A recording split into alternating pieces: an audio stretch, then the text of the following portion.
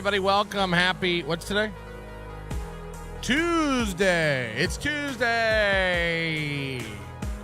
Tuesday doesn't really have a feel, you know. Monday has a feel. Friday has a feel. Wednesday has a feel. Tuesday doesn't have a feel.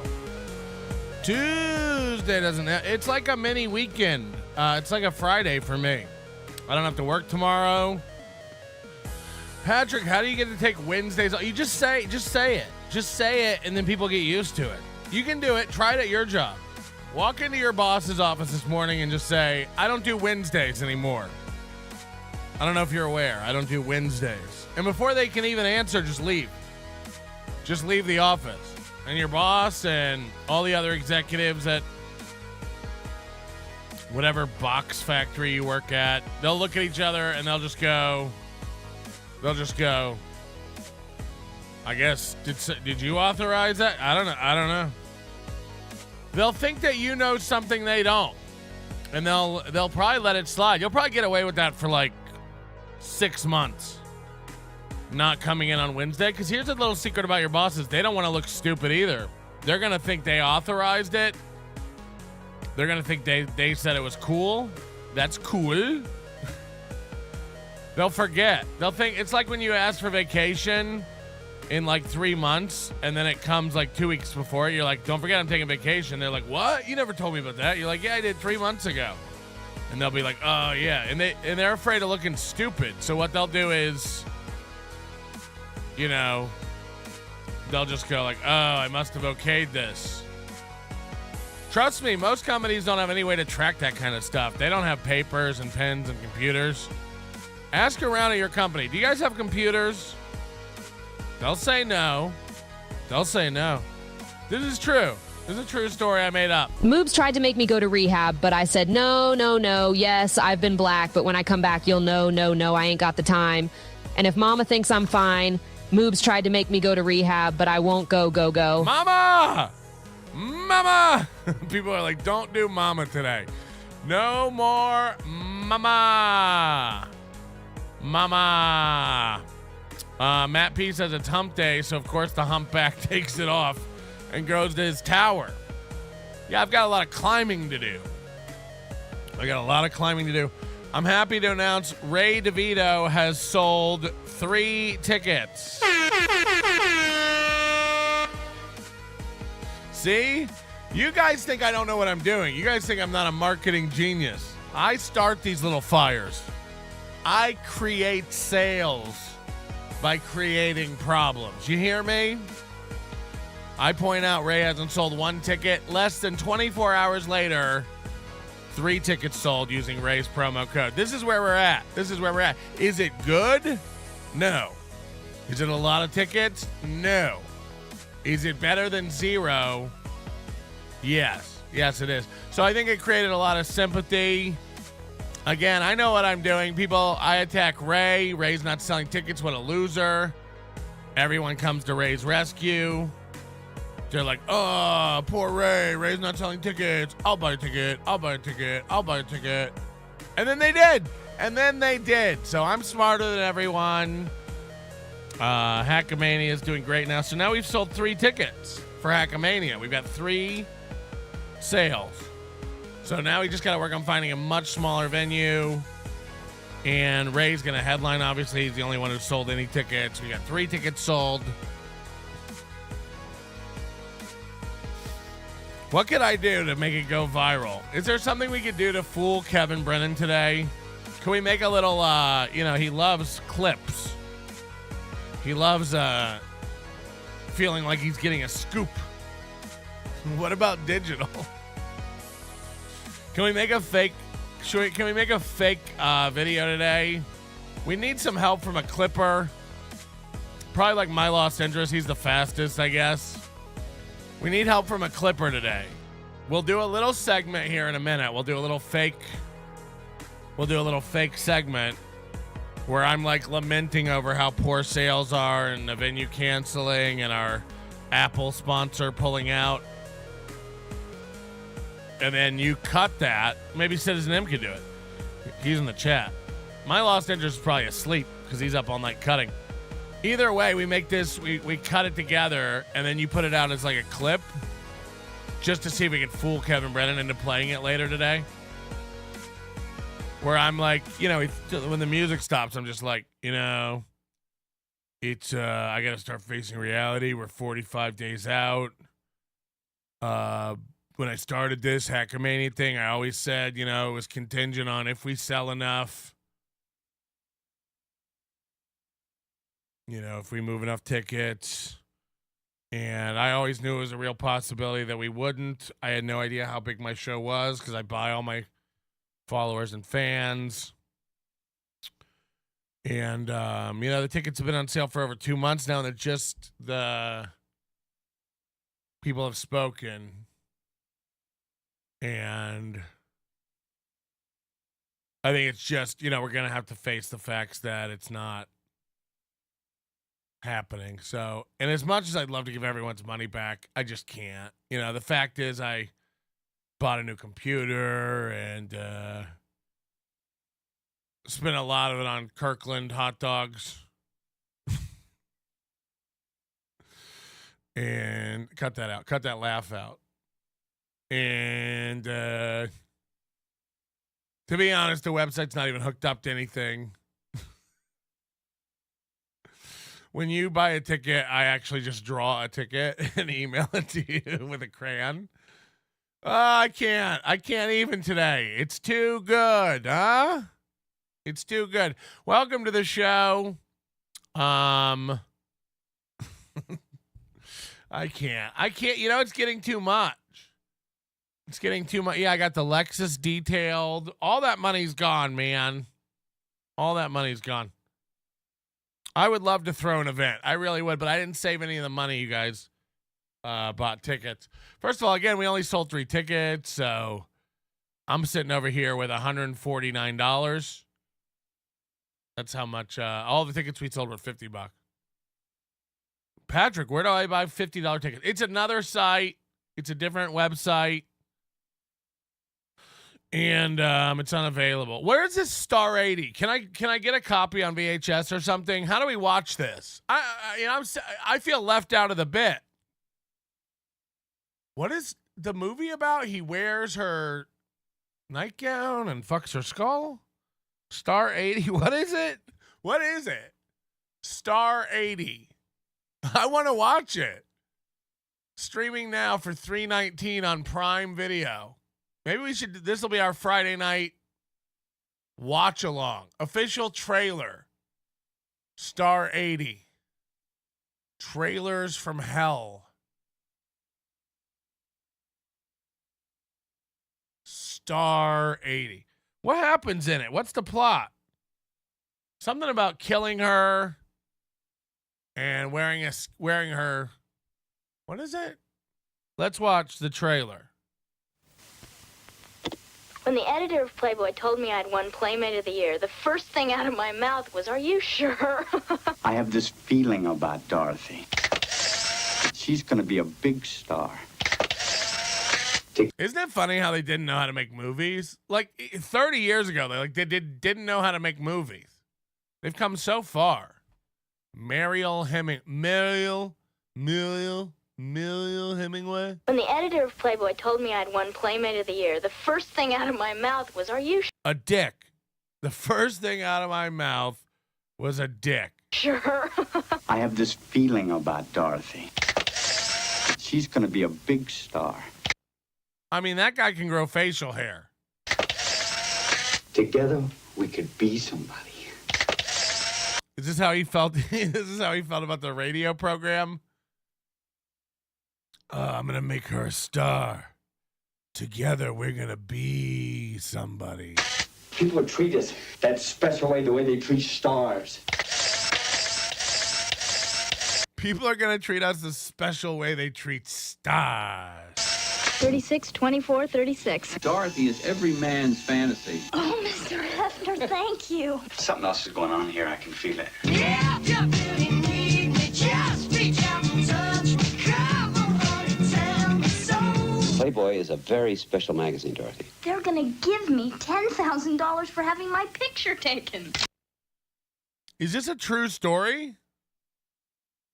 He made her eat a shotgun. Eric makes an excellent creep. Is this based on a true story, though? Did this really happen? They're all nice to you. Everybody is wonderful. Mr. Hefner is wonderful. And you think I'm sexy? Come on, honey, tell me so. Damn, I wish he wouldn't call me here. April's at her job. He's calling her like, you have to come to Steel Toe. How much did you make in tips tonight? $30. That's very cool. That goes towards the goal. You think he makes her get a job waiting tables? Does her tips go towards the goal? The guy invented Chippendales. It's about Dorothy Stratton. Here's Kafer. You have Google. Shut up, Kafer. I can't take Kafer in the morning. That sounds like a morning show. You're listening to Kafer in the morning. KFURR 108.2 on your dial. There's no 108s. Out and get yourself a job, get something going, and try to make her proud of you. If you really need me, just reach out. I don't come here to Google, okay? I don't come here to Google. You Google. You Google. Touch me, come on, sugar, let me know. You've grown. And he stayed the same. I think it's important that an actress and her director should have a good relationship, you know? This is a little rough. Are you sure you want to hear it? We have some things we should talk about. About a divorce, is that what you mean? I want more freedom. She's gonna come back, I know it. He still had some crazy idea he could put it all back together again. I noticed some red flags. She's taking some time off. I don't want to get divorced. She loves doing this show. I'm going to save the relationship. We're going to do the shows alone for a while. She needs a break. April needs a break. The internet's too mean right now. She'll come back when the water's calm. Please come back to me. I want it to be over. Sit down. Dorothy, you just can't let him do this to you. You can have her, God damn it, April, you know better. but you're gonna have to pay. How do you load it? You put it in the chamber, She's broken my heart. and you cock it, and she's ready to go. Do you think he knows how to shoot a gun? Do you think Mooby knows how to shoot a gun? If you want my body and you think I'm sexy, come on, sugar. A Bob Fosse film. Woo. Good morning, everybody. Hit that like button. Let him know. Is that what they say? Let him know. You know, there's not a lot of ways to let him know, but you can do it. Apar says, when will Hackamania be available on Groupon? I tell people what's going on. They do not believe me. There's not going to be some. What do you think is going to happen? Just to break down the fourth wall for everybody. It's selling well. The event's going to be fun. It's going to be a good time. There will be no point. People don't believe me, but I've said this since the beginning. There'll be no point where it's going to be like tickets are $20. Please. It's not going to it's just not going to happen. So I know people are like counting on that or whatever. It's in the trip to Vegas, hotel, flights, transportation, food, gambling, whores. Your $100 Hackamania ticket is a very small portion of that pie. So it's like, we're not going to paper the room. Right. We're not going to do that. We're not going to the room's fine. The room's going to be full. So there's not going to be a point where we're like, we're blowing out a bunch of tickets at $10 each. We made a horrible error. Hello. You keep saying tickets are selling well. Can you prove it? Can you show us a screenshot of the portal? Can you show us some evidence? Nope. Nope, all lies. All right, got it. Well, just because there's no proof of something doesn't mean there's lies. You know, no one does that, by the way. No one does that. Let me show you the sales. Oh, guy I don't know wants proof of the sales. I mean, again, I'll look dumb. I'll just look dumb. How about that? How about that? I'll look dumb when no one comes. I'll look dumb. if I've been pounding my chest about it selling out and then no one comes? I'll just look dumb. How about that? How about just that? Isn't the payoff much sweeter? You don't have to worry about it. I mean, just, you can not believe me and then just wait. And then just wait. Oh yeah, I saw that Liam said he's gonna buy a ticket.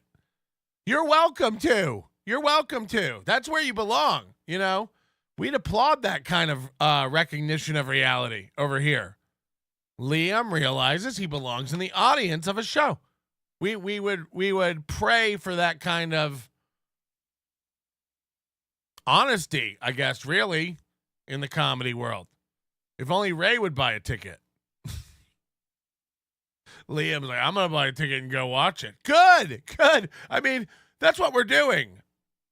That's what we're doing. We are selling tickets to an event. Again, Liam, the first threat, Liam's like, I'm not going to come anymore. I'm going to have to tell everybody I'm not coming. Tell everybody? No one booked you. No one booked you.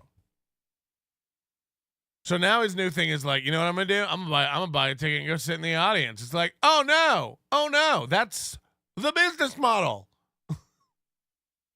I'm going to buy a ticket and come. Oh no. That's exactly what we're trying to get the public to do. Don't fuck around with me. I will buy a ticket and show up. Oh, regular rules? Everyone's welcome to do that. Everyone's welcome to buy a ticket and show up. Star 80 is a 1983 American biographical drama film written and directed by Bob Fosse. I can't. It was adapted from the Pulitzer Prize-winning Village Voice article, Death of a Playmate, by Teresa Carpenter, and is based on Canadian Playboy model Dorothy Stratton, who was murdered by her husband, Paul Snyder. That's the crazy. film's title is taken from one of Snyder's vanity license plates. The film was Fosse's final film before his death in 1987. Yeah, I have. This is my life. Boogers. Boogers. Thanks, Mama. Mama.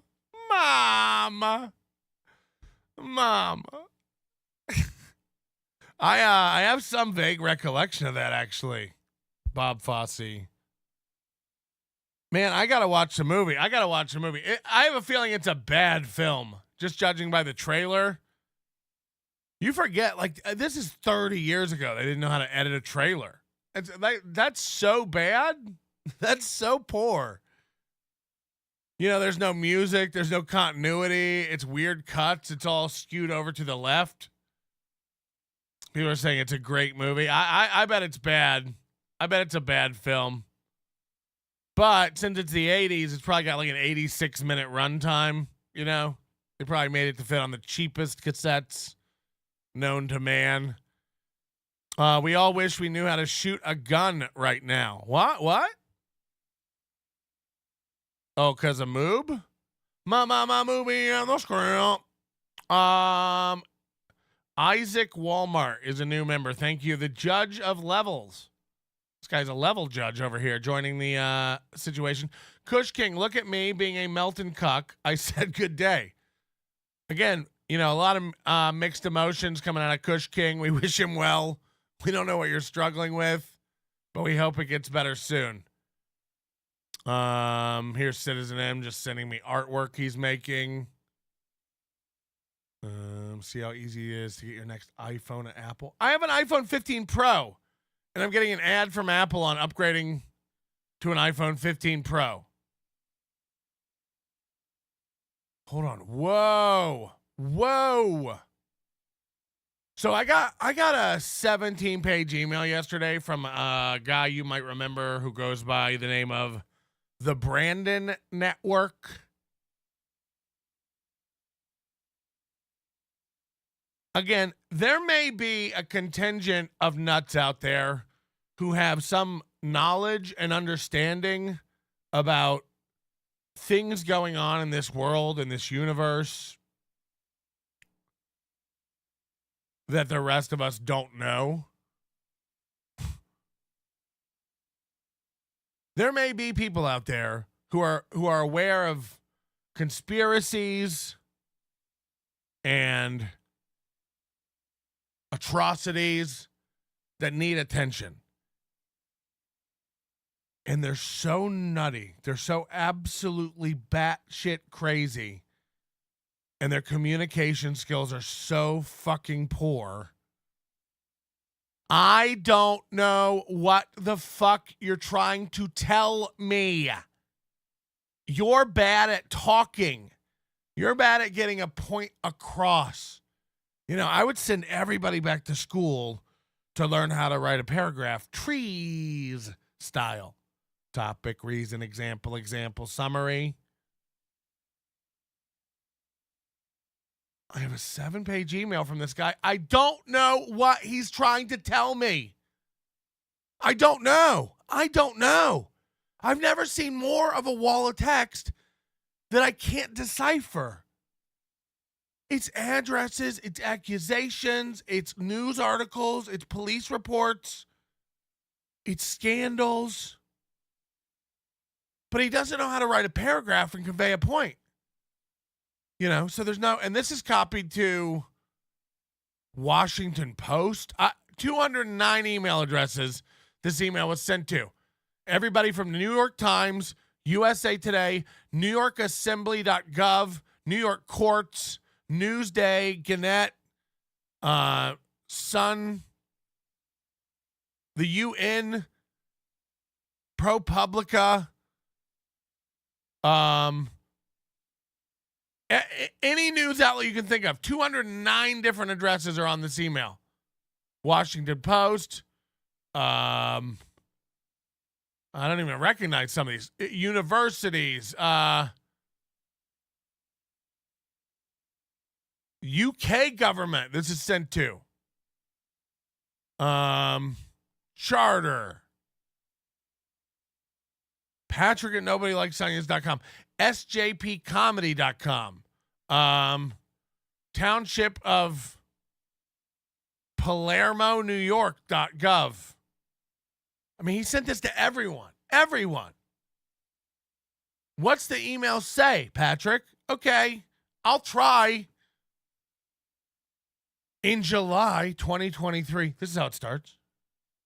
In July 2023, small comedy parody YouTuber account, The Brandon Network, also known as Sexy Violence on Reddit, whom created the subreddit r-hackers, was doxxed by the hack community and live streamers, including the Shuli Network, Stuttering John, Bob Levy, Anthony Cumia, Greg Hughes, Pat Dixon, Ray DeVito, Mike Morris, Chris Abels, Carl Herberger, Chad Zuma, Kevin Brennan, Patrick Melton, Vince the Lawyer, Mike and Jules David, Aaron M. Holt, Cardiff Electric. He's saying we all doxed him. Again, this is how the email starts. It included illegally obtained access to multiple private Google accounts and social media accounts that allowed 20 years of Facebook Messenger private email conversations of multiple friends' families linked to Brandon Nelapovitz, a.k.a. the Brandon Network, as well as photos, videos, emails, banking information, state, federal tax information of multiple U.S.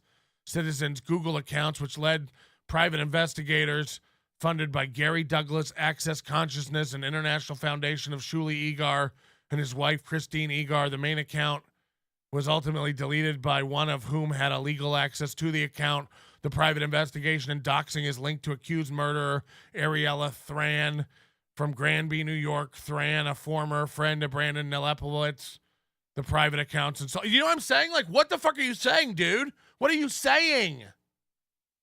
Then this thing goes on and on about the murder of someone by Ariella Thran, Oswego County Land Bank foreclosure conspiracy that Major Jan Teague, the town official of the Pulaski Fire Department, is like, I don't know what the fuck you're saying. What are you saying? I mean, it just goes on and on. A former known association of Brandon and several people from Potsdam, New York, are part of a sharing private information in the New York State barrack, as well as containing mutual friends to further investigate into Brandon Nepowitz. Kyle Smith is also guilty of misinformation. The private investigation is linked to laptops and cell phones foreclosed at the residence now owned by Oswego County Land Bank. These date back 20 years. They were illegally accessed and information was sold and funded this investigation. I still don't know what the fuck you're talking about. What do you say? There's no paragraph at the beginning. It's like, hi, I've compiled a lot of information that prove that people in this government thing are doing something very scary. Here's what happened. Here's a timeline. It's paragraphs of insane nonsense. Insane nonsense. Don't forget, this is the guy that went and parked at like a convenience store and filmed the guy on a lawnmower.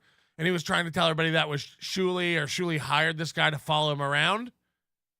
Hold on, you're in a car and pulled over on the side of the road at a gas station, and there's a guy mowing the lawn at that gas station, and you start filming him and say he's following you, and that Shuley hired him.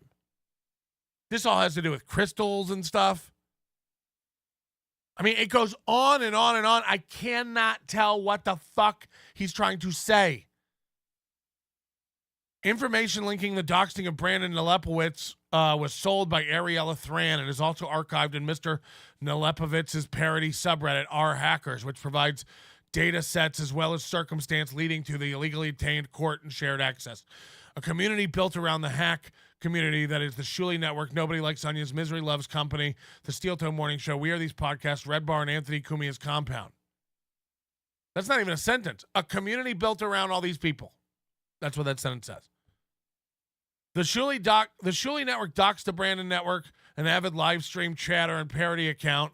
In July 2023, the doxing is also linked to Gary Douglas of Access Consciousness, who helped fund the private investigation of Mr. Nelepowitz's and YouTube family vloggers. It's the Donnellys, Jill Donnelly, Tom Donnelly, Ryan Donnelly, Brennan Donnelly, Katie Donnelly, all of whom have knowledge and involvement in the doxing and private investigation, which will affect multiple families across the country, including a respected former Marine and current Navyman in Oswego County, New York.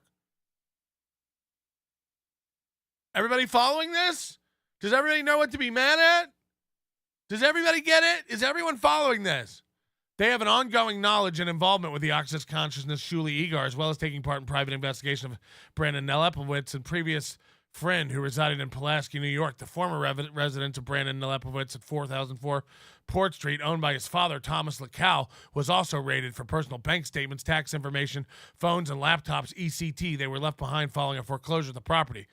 Spectrum Internet at Mr. Nelepowitz's residence at 1274 County Route 4 has been paid in full by someone linked to the local national harassment campaign. The upcoming murder trial of Ariella Thran by Mother Mrs. Thran is linked to Mr. Nelepowitz's doxing and private investigation. This includes possible information being withheld from lawyers, courts, and investigators, and New York State troopers. Information being withheld from the courts and the future Mrs. Thran and her 3 children. Does anyone know what the fuck is going on? Does anyone know what the fuck this guy's talking about? Again, this may be major. This could be up there with fucking Watergate for all I know. I don't know what you're saying. You can't talk. You can't communicate. It's jibbly, jumbly nonsense. It's garbage, incomplete sentences, nonsense. Am I supposed to know about any of this and or care? Why was I sent this? The first paragraph says, I doxed you. The first paragraph accuses me and 20 other people of doxing you. I don't know who you are. I don't know who you are. What the fuck is this guy trying to say? Again, he would email me back, 6-8 months ago when he was on his way out of this community. He would email me like long stuff like this and be like, come on, you know what's going on. You need to speak up. And I'd be like, I don't know what you're fucking talking about. I don't know what you're fucking talking about. He'd be like, all right, man, take Shuley's side. It's like, what? What? I don't know what the fuck this is, dog. What are you trying to say? So I have to delete it. I'm just going to delete this. It's absolute nonsense. It's absolute insanity. And I get enough stupid emails on the daily. I don't need these random out of nowhere, once in a lifetime meteorites of nonsense. Hey, Brandon, I'm willing to listen to anything you want to say. You got to start and tell a story, man.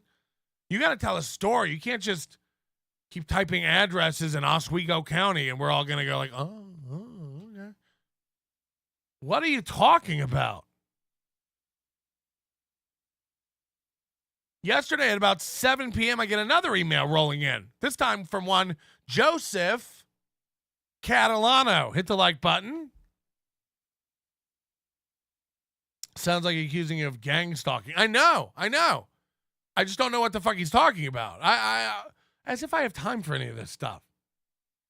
People are saying, I thought it was clear as day. I know. I do need somebody to step me through it, I guess. Now I have another email from Joey C. yesterday. I'm trying to leave Joey C. alone. We're focused on making fun of John's children at the moment. And somebody said, you got to put up John's mother on the wall. Not John's kids. He doesn't care about his kids. Put his mother on the wall. He'll lose his shit. Maybe we'll do John's mom up next. If we can ever get these squares flipped around. I made a horrible error. I made a horrible mistake. I've made a huge mistake. Here's Joey C. I don't know what this is about. Patrick, hello, and how are you?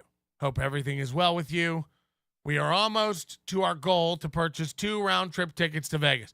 Now, I didn't know this. I guess he's doing a fundraiser to raise money from his listeners for his plane tickets to Vegas. This is shocking to me because if you remember when Joey C. and I were fighting 6 months ago, he had a ticket to Vegas. He said he already had a ticket to Vegas. He was coming out when I least expect it. He'll get me. Joey C. wants $3K for Hackamania. Is that true? Did he say that out loud? Because we can put an end to this real quick.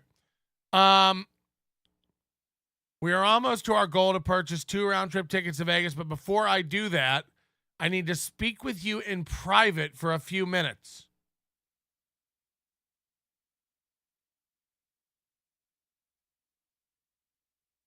No. Will you please give about 10 minutes of your time to talk with you? Thank you for your time. You can call anytime, day or night, Joey C, and then a phone number. Why do we have to talk privately for you to come to Hackamania?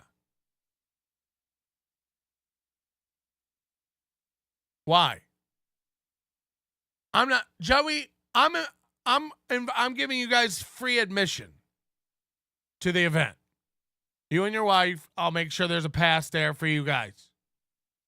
What? That's it. That's all. That's the arrangement. It's like a concert. I'll leave tickets for you at will call.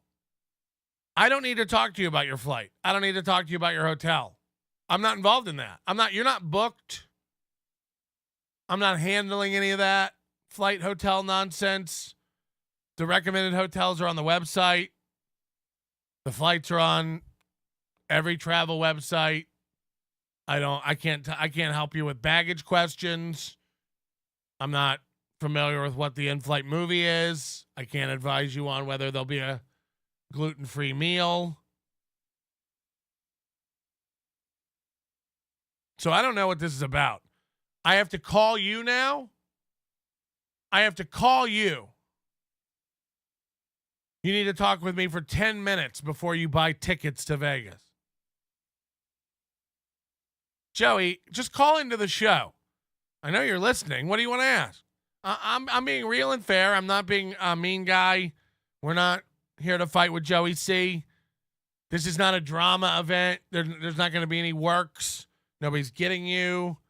This isn't a joke. You and your wife are welcome to come out to the event, hang out, meet people, and watch shows. Yes or no? It's yes or no for me, dog. We don't need to talk about upgrading your suite. There's no money. You're not booked on any of the shows. You know, if you want money, enter the open mic contest. We're going to be giving away $500. It's a chance for you to earn for your family. You know? So, I guess that's all there is to say about that. Calabama, it's not a real place. Hey, Star, he's still overdrafted, but this is my HSA debit card. Keep on going. This guy's spending all the money from his health savings account. We're gonna have to we can change it. Oh God, why did you have to pop up, Jill? Why did you have to pop up today and get in my mind? Oh no, I might not be able to focus. Mama, Redbird, new member. I can't. Jill Carlson needs an intervention, and you know, I she's a very nice lady, but holy shit. Holy shit. If anyone's ever needed some mental assistance, I can't take you posting on Facebook anymore how you're winning and getting everybody. I mean, you're not. Stop. It's embarrassing. It's cringe. You know what somebody who's winning doesn't have to do? Constantly tell everybody about it. Stop. I have no idea what's going on in Jill Carlson's life, but I do know she's the problem. I do know she's the asshole. I do know she's the one everyone hates. Holy shit. And again, very nice lady. I don't want to do this, but holy shit, it's you. You are toxic and nasty. You're like a nasty, toxic person. And I mean that with the most respect. Like, what an ugly, awful person inside. Like a really nasty person. And this is me saying that. It hurts. I can't take it. You know, every time I go, I'm not going to look and get roped into it. I mean, just what a toxic poison. And she thinks it's everyone else. You know, it's one of these girls who just is constantly telling everybody else how it is. And like, and you approach me and you act like that to me. I don't need that in my life. And I cut out all the toxic. It's like, bitch, you are the toxic. It's a female Cartman, you know? Who doesn't even realize. It's like, Jill Zumick. Who's nasty? It's Jill Carlson, famous comedian Jill Carlson from Kill Tony. I just can't, like, look, I'm trying to help you. I really am. You got to stop. Like, it looks rough. You look insane. I just like, you know how I know you're losing? By how much you act like you're winning. I mean, you fuck. I don't know who you're even fighting against, but they own your ass. They own you. They're winning. You're not balanced.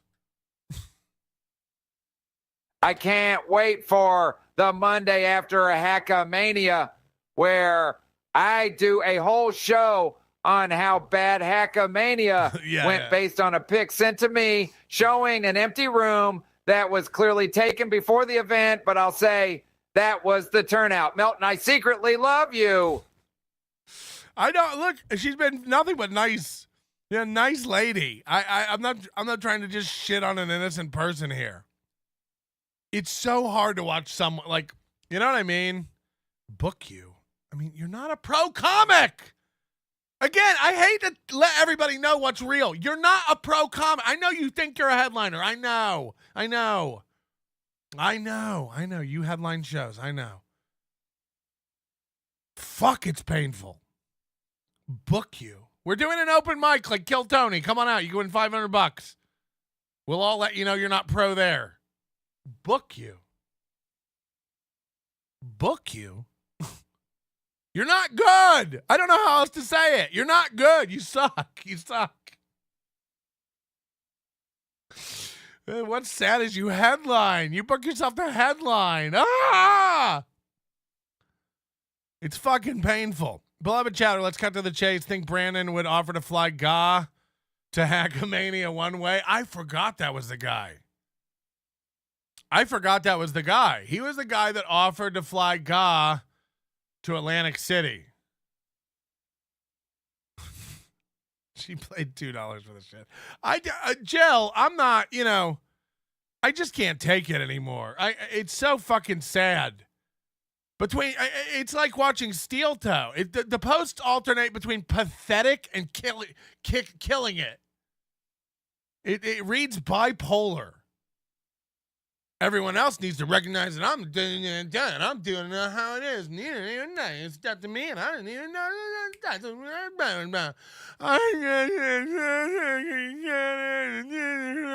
don't even know.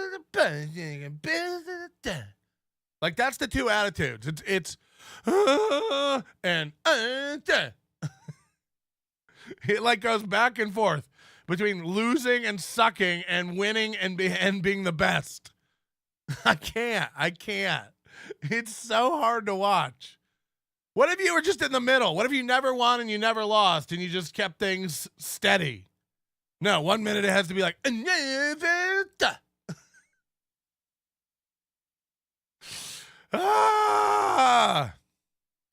Hey, Jill, here's your other problem is you got to have a comeback for everything. I mean, this is your problem on Kill Tony, and it's good to know 2 years have gone by and you haven't learned your lesson. She's still got to pipe up like, keep working on the impression. I will, you stupid bitch. I will. I'll keep working on it. Because that's what I'm trying to do. I'm trying to nail it. I'm trying to nail you. I'm trying to really get it down so I can take it on the road. People want it, and they go like, dude, the famous Joe Carlson. All right, off to kicking some ass. Love you, Patty Mel. Exactly. That's my whole point. You are. Here's the thing. You are off to kick ass. Aren't you homeless? Aren't you floating around in hotel to hotel with no idea what you're going to be doing for the future? Didn't you just quit being a lawyer because you were burnt out? And now you're traveling around homeless? Shut up. You're not killing anything. Go eat your fucking continental breakfast. There's a waffle iron waiting for you and a boxed milk. Go kill it. Go kill it. I don't need any nailing. Your fucking Facebook says otherwise. Shall we go through it? Where you bitch left and right about how you can't find a match on Tinder ever? In whatever podunk shithole you're in? I'll go through it. You post every L. Don't act like there's not receipts.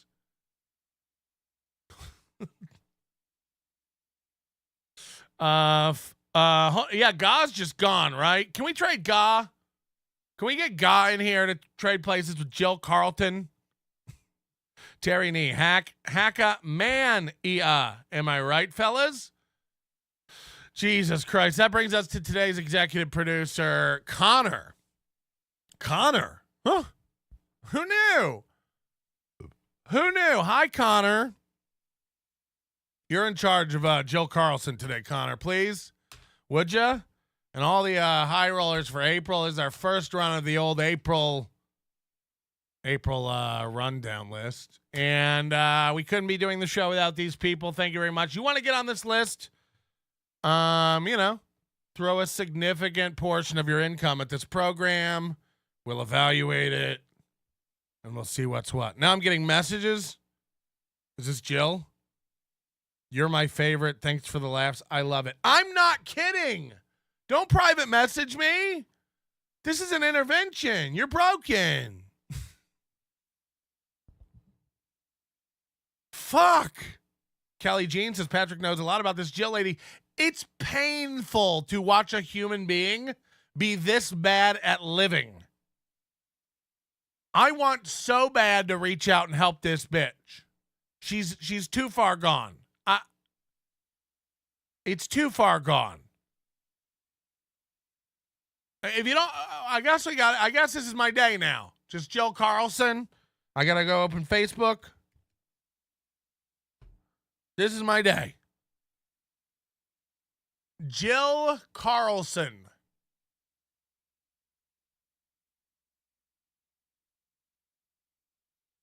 Ugh. She's a pro comic, guys. Her Facebook is a map because, again, she's homeless, trying to figure out where to go. I'm not making that up. This is a 40-something-year-old woman who's lost and doesn't know what to do next. Not that there's anything wrong with that, explicitly, by the way. You know, you get a divorce, you start over in life, you got to kind of figure it out. The problem is, you know, just wait. You'll see. All right, this one's fine. Who wants to go see Missy Elliott with me? Okay.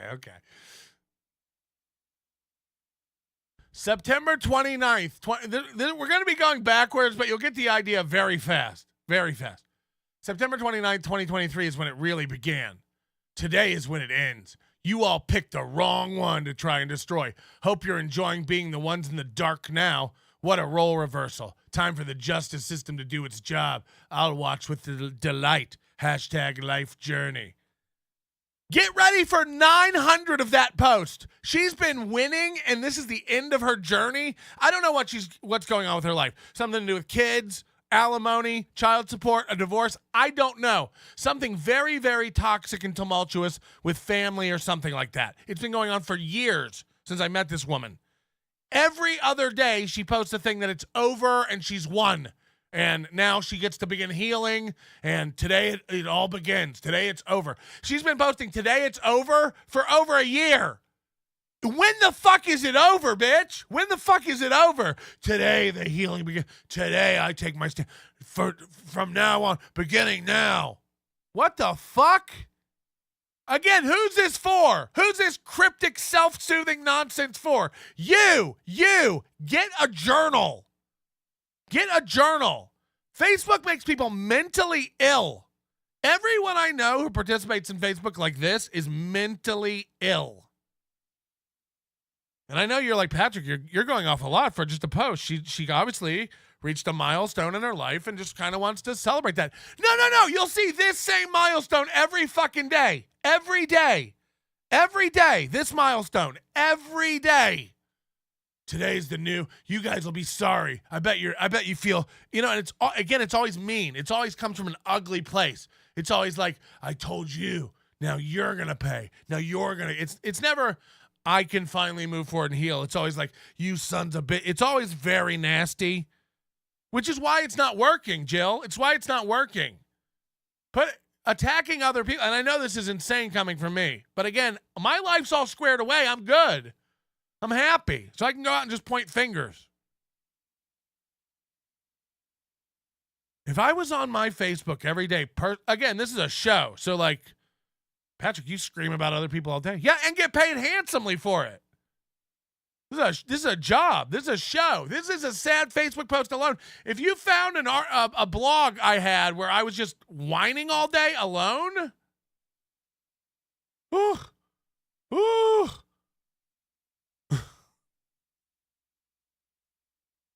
Fuck.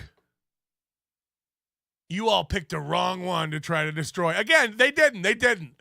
There's never been a more fragile, shattered woman. They didn't pick the wrong one. It's Rex Manning Day, Empire Records. I slept through the eclipse. Woke up feeling like I've been personally targeted by a group of corrupt good old boys. So again, it's like, this is like, when Facebook and Twitter came out, you would post stuff like this. It's always stunted growth people thinking like this is a post they should put up. Yeah, you should put that up. Why? Just had a sandwich. Okay, keep us posted. Here's a friend anniversary. Not gonna lie, my favorite way to eat a ribeye is with my bare hands. If you don't remember, we saw a photo. She made a video where she was just eating shrimp in her car. You can't post, why does nobody love me? Why can't I find a man if you have videos of yourself ham-handing shrimp into your face in your car? No one eats seafood in the desert in their car. No one. Why won't anybody swipe right on me? Prawn. I can't. And I want to, but I can't. Let me go find the videos, by the way. People need to know. Fuck. What's happening here? On the mic and make this mother party hop. I'm taking you back to the old school because I'm an old fool who's so cool. If you want to get down, let me show you the way. Down and inside out, I'm about to show all you folks what it's all about. It's time for the rhythm to get on the mic and make this mother party hop. I'm taking you back to the old school because I'm an old fool who's so cool. If you want to get down, let me show you the way. Whoop, there it is. Let me hear you say whoop, there it is. Whoop, there it is. Louder, whoop, there it is. Whoop, there it is. Whoop, there it is. Very repetitive. Whoop, there it is. A whoop, there it is. Shaka-laka, shaka-laka, shaka-laka, shaka. Ooh. Okay? I don't even know what to say. I can't.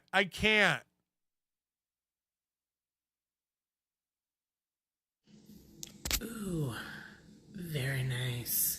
Your blood pressure is only 110 over 78.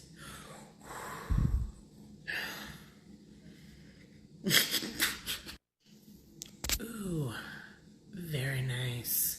Your blood You know what I mean? pressure It's like, is only 110. what are we doing? What is this?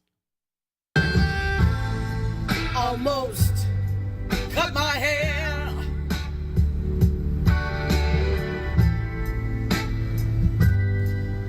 Happened just the other day. Almost cut my hair. Hello, Sandy, Utah. My name is Jill Carlson. I'm a touring professional comedian all the way from Colorado. You aren't. You aren't. I'm serious. You wonder why everyone wants to quit comedy? If she's a touring, headlining professional comedian, I don't need to try anymore. I was a touring professional headlining comedian. I was. Hey, Jill, what clubs do you work at where you're touring headlining professional? Oh, wait, never, ever, any? Never, any, ever. And don't you fucking raise your hand for a one-nighter. I'm talking about a comedy club where you were booked and worked for the week as the headliner. Never, right? Never? Hold on, let me thumb through my never.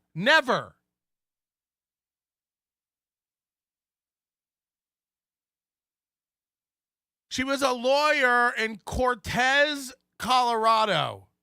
In Durango, Colorado, or wherever. It's the middle of nowhere. And then, again, like most women, it became too much, so she quit, and now she travels around, lives in her car, and says she's a headlining touring comedian. Again, she's in every weekday one-nighter from here to Bisbee, Arizona.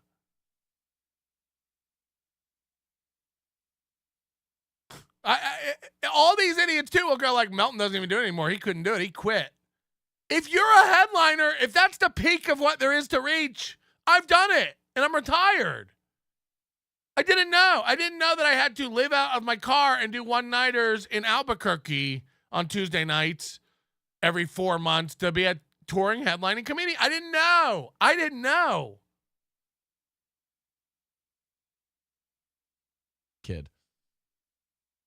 Colorado, and I will be driving to your fair city Saturday, April 29th to perform for you on the Don't Stop Comedy Show, an A West production only at Club 90. They're always at an A West production, only one night at Club 90. It's like, if you ever see a comedy flyer where it says a so-and-so production, it just means that's a black guy. That's a black guy. A black guy is putting this show on. Yo, what up? This is an A West production. Okay, got it. A black guy's in charge. White people don't do that. White people don't make up production companies. I'm not kidding. I worked at an office building, 15 years ago, and a guy came in with his mobile detailing company flyers, and they literally had like this is an elliptical production. I'm sorry, your mobile car detailing it looks like a club flyer, and it's like a production. It's like fuck. It's like every black comedian has one name. They think they're rappers. Doors open at 7, shows at 8 o'clock. It's only $20 at the door. That gets you DJ music from DJ Lemont. It gets you the DJ Lemont? DJ Lemont, is it? Chance for an entry into door prizes. It also gets you 4 professional comedy sets from Corey Bay, Yvette the Funny Lady, Aaron Wesley, and yours truly, Joe. Corey Bay, Yvette the Funny Lady, Joe Carlson, 4 professional comedy sets. Carlson. So it's my first time ever doing comedy in Salt Lake. I'm actually stoked about it. Yeah, everywhere you go, it's your first time doing comedy there. Everywhere you go. It just, and then we all saw the awful Kill Tony thing. I'm a control freak. And then she put this up again, like she owned them. After I did Kill Tony, I put this up. They took it down over 200,000 views. I own these edgelords. Apologize. I love it. What do you control other than a fork and a spoon? What the fuck are you talking about? Thank you. You don't control shit here. I am the producer of the Four Corners Comedy Festival. Producer, an A West production. Name dropper. I can't believe it has 4 corners. Your festival seems like it would be round. Thank you very much. Shall we go further? I lost weight for you, asshole. Look at this. Holy shit. Where did you lose This is the after picture? It is. I actually have ran a comedy festival in Durango, Colorado. And it's been, we just had our 5th year. Adam Dominguez from Las Vegas, including a show called Toxic Femininity. All right. That's enough. Jesus. Dude, how is your personality less hot than your physicality? Jesus. So you live in Colorado? I mean, so it was just savage. And again, when she posted it, she's like, I owned these edgelords. I went and gave Skankfest a piece of my mind. I took those guys down. That's how she thinks about everything. It's my last night in Las Vegas, and I just have to show you guys like something pretty cool. I got hooked up with a room at the Venetian. It was beautiful. Thank you, David and Josie. You guys are awesome. But this is by far the coolest feature of this room. So over here, a panel here, and it controls the curtains. So check this out. Ready? So yeah, like every nice hotel room in Vegas has had this for 25 years. She's like, guys, you won't believe this. You won't believe this. Drapery and open. Whoa. And then wait for it. It opens the other ones too. Then sheer and open. Holy shit. You guys want to see my awesome view? Are you ready for this? I mean, I'm not talking trash just because this was a free room, but it's like the basic Venetian room. It's just a basic Venetian room. Losing her mind. The view leaves a little bit to be desired. It's just She goes, wait till you see my view. I'm not even kidding. And then she gets over there. The view leaves a lot to be desired. Oh. The top of a building. I don't know if you can see that. That's my view. I was gonna put my boobs on this window, but nobody will see them. I was going to put my boobs on the window, but nobody will see them. I mean, these are her jokes. There's just something about, like, highly anxious people. You can't do comedy. You can't. You're too nervous. We feel it.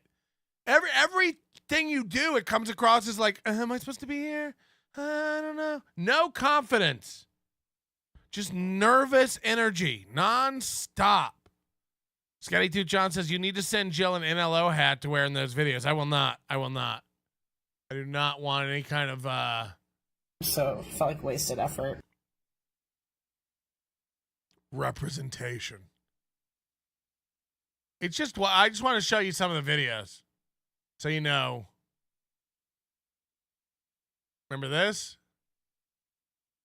When I sit in my car and eat shrimp alone. When I sit in my car and cry, I like to either eat a rotisserie chicken or shrimp cocktail with my bare hands.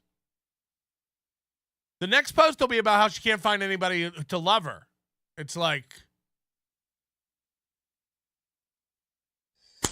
Hello out there in Facebook land. I actually am bringing you a new video today to review a product. So I think y'all know I don't like the fact that I have an 11 in the middle of my forehead, and like I'm getting a little old and I've got these wrinkles and I can't afford Botox right now. It's kind of a luxury in 2022 when you have to pay for gas and bread. So I found this product online that I'm going to try for you. I'm going to give you my review on it. And this is back when she was a lawyer. She's too poor to buy bread. I mean, literally, I have 2 emails from people going like, move on. I don't like this. Do steel toe. No, never. I mean, I don't understand. Has it ever worked? Has it ever happened ever? Hey, do steel toe.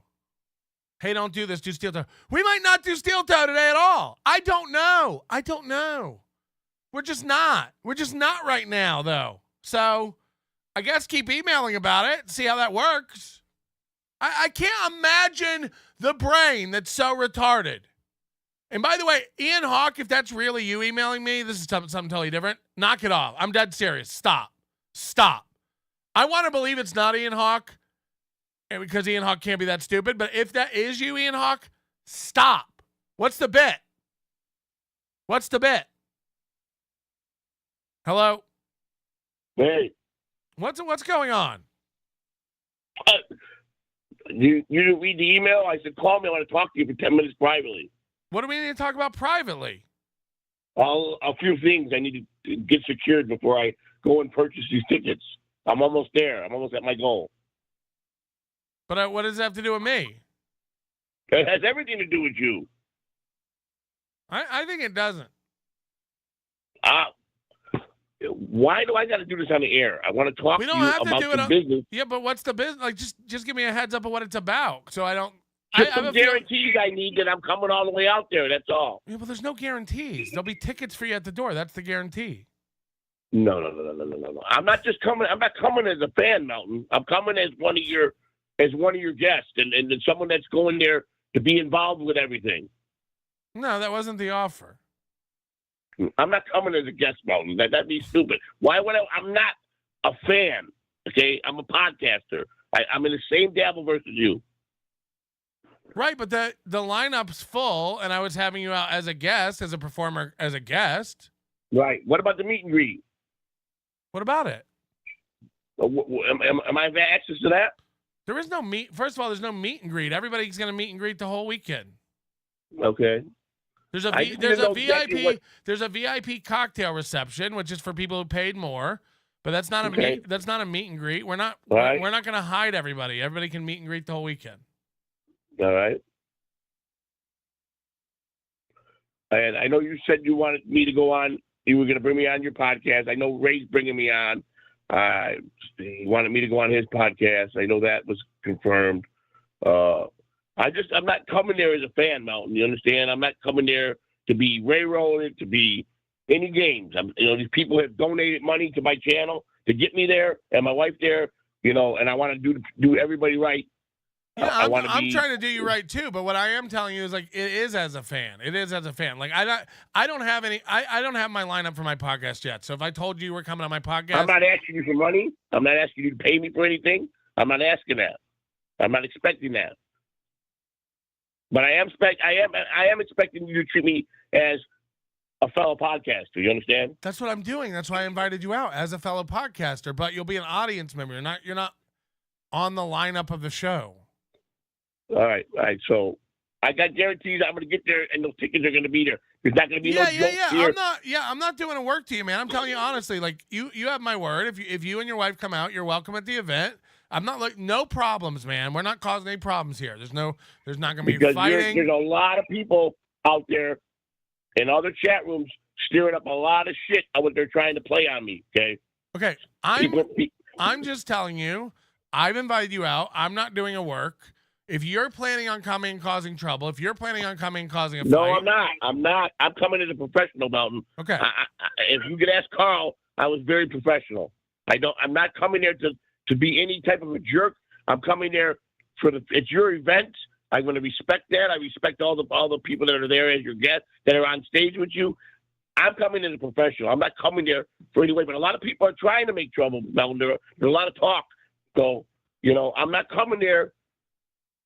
I'm coming there as a professional, to show you that I can't hang with you guys and I can't do this. That's the bottom line. I'm not doing a work. I want you to come out. I want you to have fun. I want you to be social, and I want it to be calm and cool, and everybody have fun. No fighting. There's no. You got my word on that. All right, mine too. You got my word on it. So stop reading other people.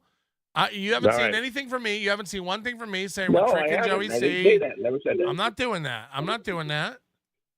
Okay, cool. Well, I'm almost there. We're almost at our goal, so I'll be getting the tickets probably this week. So you got to get more than that. You're gonna need money for spending money. You're gonna need hotel. I already got a hotel. I got a hotel. I'm at the Mirage. Yeah. So you're gonna need a lot of Uber money. Well, I got it. I got a lot of people there. I know, Melton. I got a lot of friends. I got a lot of friends there. Okay. All right. Sounds good. There's no works. I'm not trying to set you up for anything, but thank you. I don't want any trouble. That's all I'm saying. Don't come if you guys are going to start shit. I promise you on the soul of my mother's eyes, I would never do anything wrong, brother. Never. All right. Ask Carl. I know how to act like a professional. I really do. Okay. All right, then. I'm looking forward to seeing you and meeting you, man. All right, Joey. No tricks. I'm not pulling. If you have any doubt, just ask Carl. He'll tell you. Ask Dr. Steve. Ask guys like that. Well, we're gonna have off-duty police officers there anywhere. They'll bounce anybody who's a problem. So I'm not coming all the way 3,000 miles for me to be bounced out of a place with the police. That's all not. right. I'm not a moron. You understand? Yeah, I got you. All right, man. Thank you, Joey C. Everybody, Joey C. Yeah, I've already had to secure off-duty police officers for the venue because, like, look, I just understand how it's gonna go down, and the good thing about the off-duty cops as security is, like, when the real police come, you've essentially got a cop in your pocket. You've essentially got a cop on your side at the venue when the cops show up. So, like, he'll be like your cop liaison. But I don't know, like, again, this isn't a work. Nobody's trying to get Joey C. Nobody's trying to fuck him over. If Joey C wants to come and mill around and have fun and glad hand people and watch the shows and hang out and look, he can get on a couple shows, then that's great. But this is my worry, is that he's going to start this shit where he's like, I'm not coming out as a guest, Melton. I better have a green room and a red carpet and bottled water. Christina C's going to need a Cartier watch. Just doesn't seem likely. Calabama, member for 11 months. Tiff, all 9 inches are yours. I think Tiff's married. Is she not? You're barking up the wrong lady. Daniel Poon, member for 8 months. How about that Elisa Jordana? I don't really know her, but I did see that car fight yesterday. Because somebody posted a link to the video in our Discord. I don't know. I'm all for, like, hot women think they can get away with everything.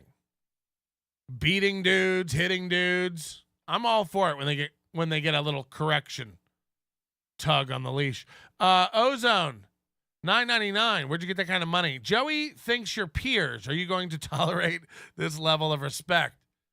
I mean, look, if I went around trying to correct everything everybody thinks all the time, we'd never, ever, ever get to steel toe. We'd never, ever, ever get to steel toe.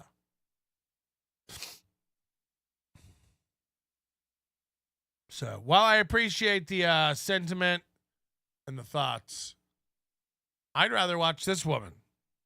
It's called the CO Brow Eye Smile Super Lift Pack, and it's silicone patches that you put on your face. Yeah, the problem is your smile lines.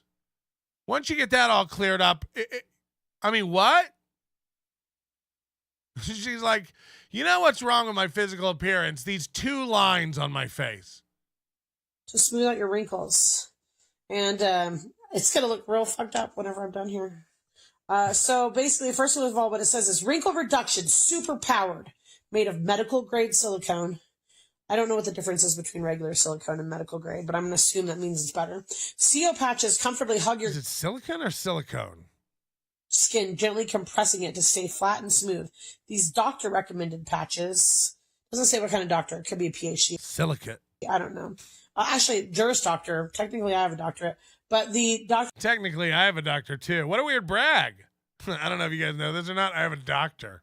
Recommended patches intensify hydration and support skin's ability to retain moisture, minimizing the appearance of fine lines. Retaining moisture is not the problem. Wrinkles. I'm wondering if it maximizes moisture because it's like putting like literally plastic or rubber on your skin and we sweat. So I don't know. But it says see results in just a few hours. In a few hours.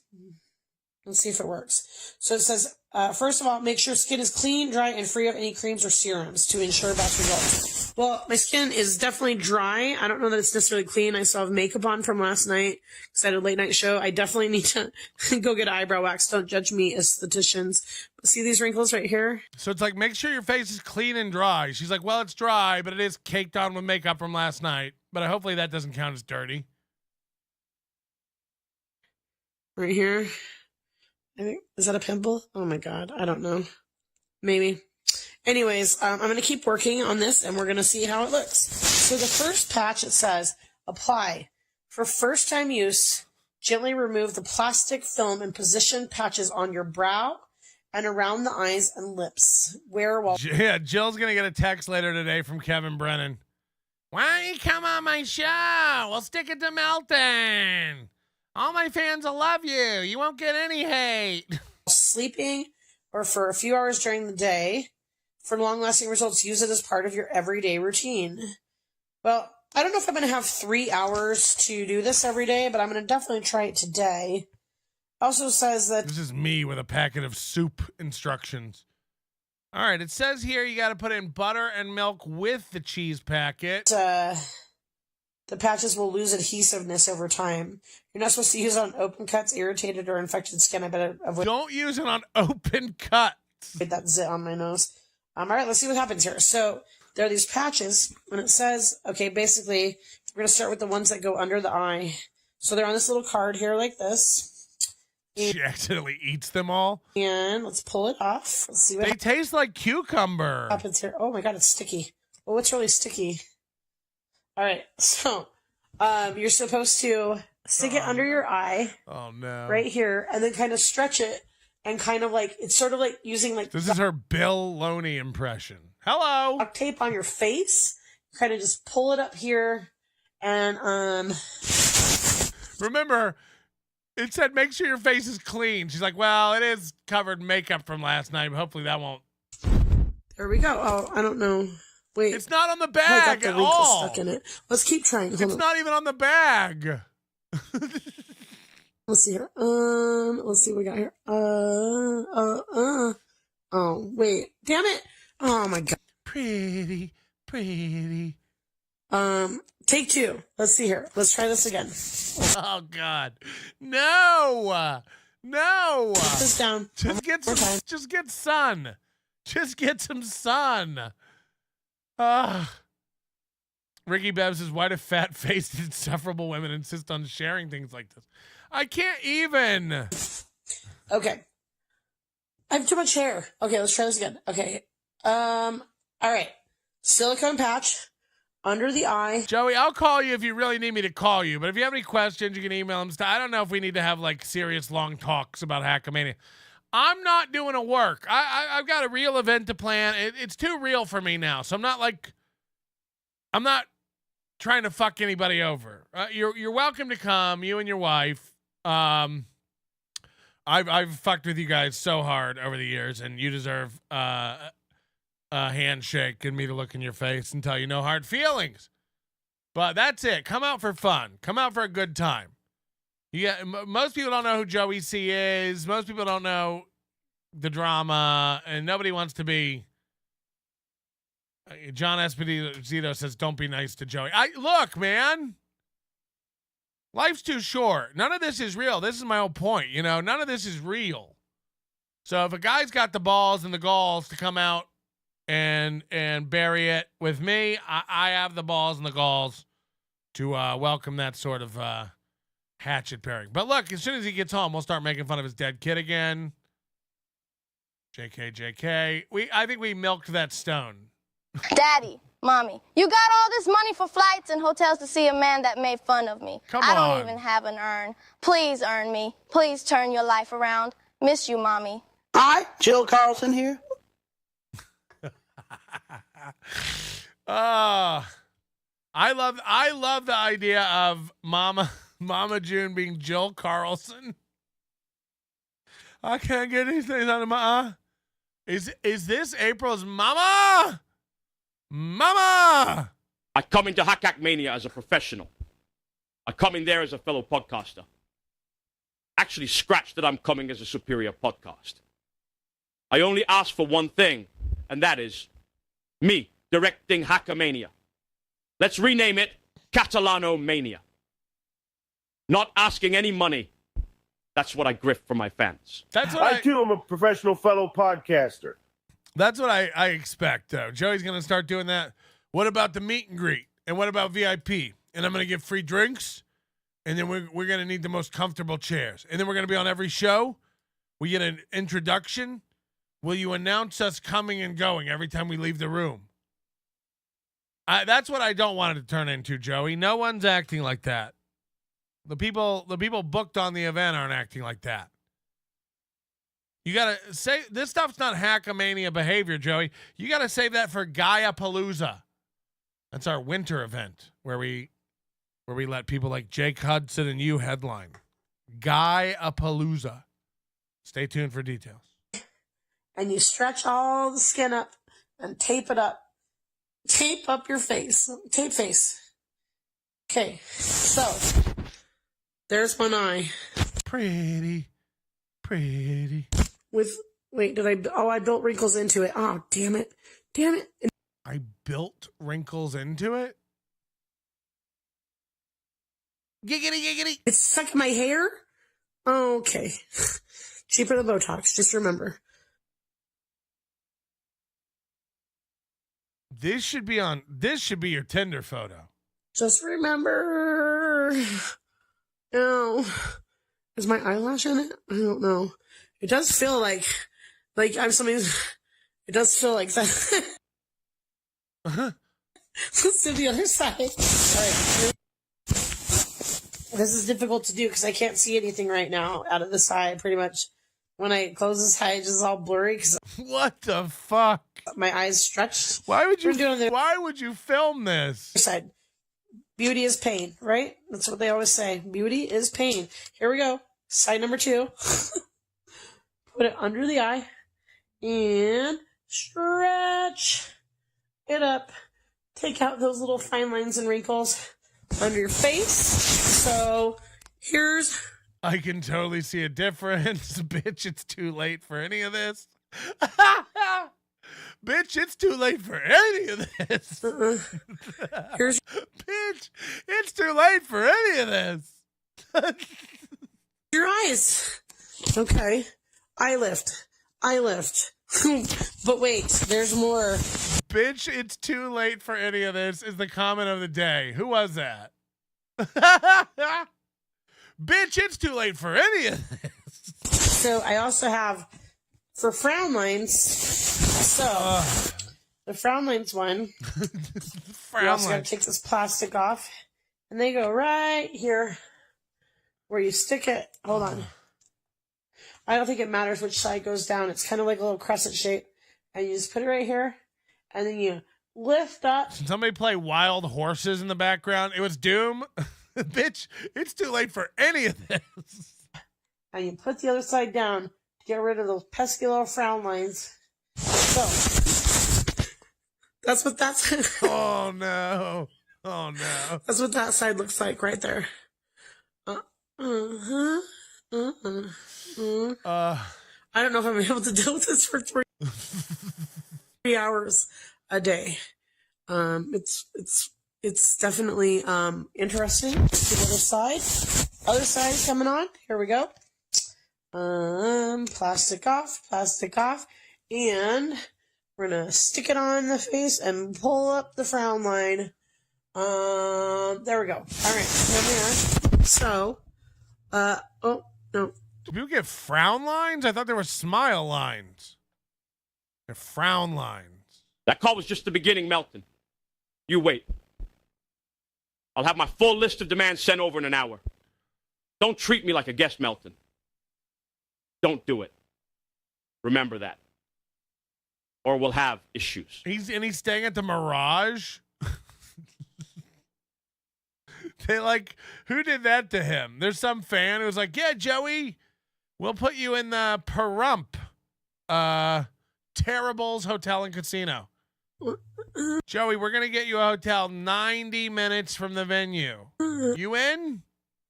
He's like, I'm at the Mirage. It's like, what? Why? Everyone's downtown. Joey C's just on the strip by himself. First of all, that needs to be a show. I wonder what happens if you get a wrinkle stuck in it. Does it actually make the wrinkle worse? I don't know. But so wrinkle. Okay, eye, frown. Now for the reason I got this thing in the first place. As I told you, I hate the 11 in the middle of my forehead. So I figured this was a good stopgap measure until I can finance Botox sessions. It's not wrinkles, it's rolls. I mean, I'm not trying to be rude. It's fat rolls. It's not a wrinkle. It's fat. Your face is so fat it's rolling like a French bulldog, like a pug. She's like, I gotta smooth out these lines. It's like, it's rolls. It's rolls. I'm not even kidding. Baloney Factory says he's at the Mirage too. Are you the one that bought him the room there then? Like, why else would you be at the Mirage? For myself. So Reels says no, you're trying to be rude. Good point, Reels. Good point. I never really thought about it like that. The piece de resistance. There. No, I'm actually not trying to be rude. It's not a wrinkle. It's fat rolls. I'm not trying to be rude. It's you're like, I gotta get rid of these. It'd be like me lifting up my shirt. I mean, there's a big wrinkle hanging over my belt. I gotta get rid of this wrinkle. And then I try to tape my gut up to my chin. It is right in the middle of your forehead. Pull that brow up. Stretch it. My hair's stuck in it. Stretch that brow. Pull it up. Brow lift. Instant brow lift. I got a new email from Joey C. already.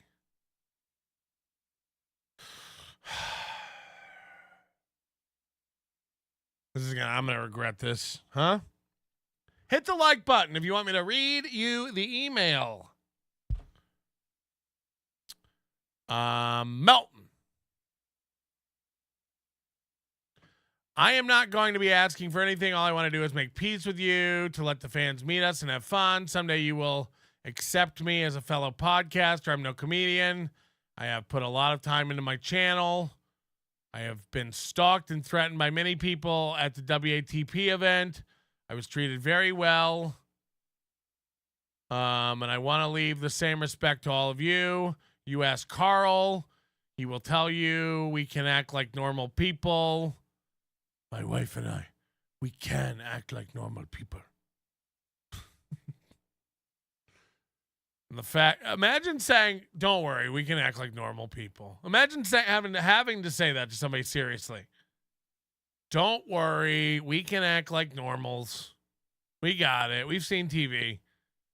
We'll act like normal people. I was treated very well, and I want to have the same respect to all of you. Ask Carl, we can act like normal people. The fact is, people wanted to meet us, and everyone was kind to us. See you there, Melton. Okay. Oof. Joey's biggest fear is that he gets here and that there's no tickets. He thinks I'm fucking with him. That he gets here and that there's no tickets. I'm giving my word. If you and Christina come, I'll have tickets for you. It's not going to be a problem. It's not going to be a problem. The problem is going to be when him and Christina run around everybody like, can you squeeze us into your show?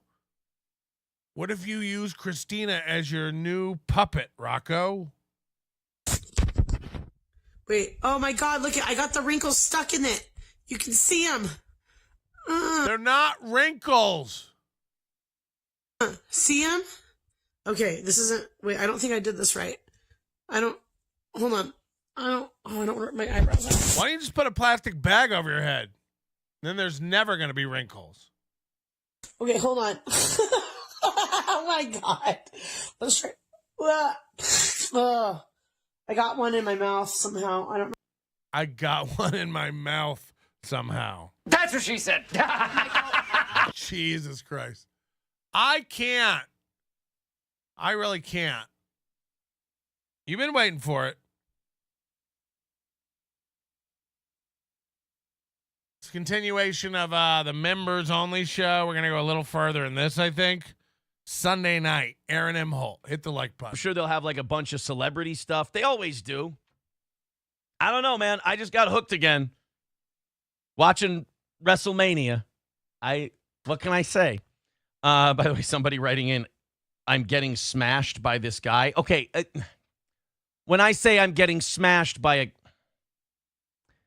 you understand. Sean says, you sounded like Tony the Tiger there when you said great. Oh.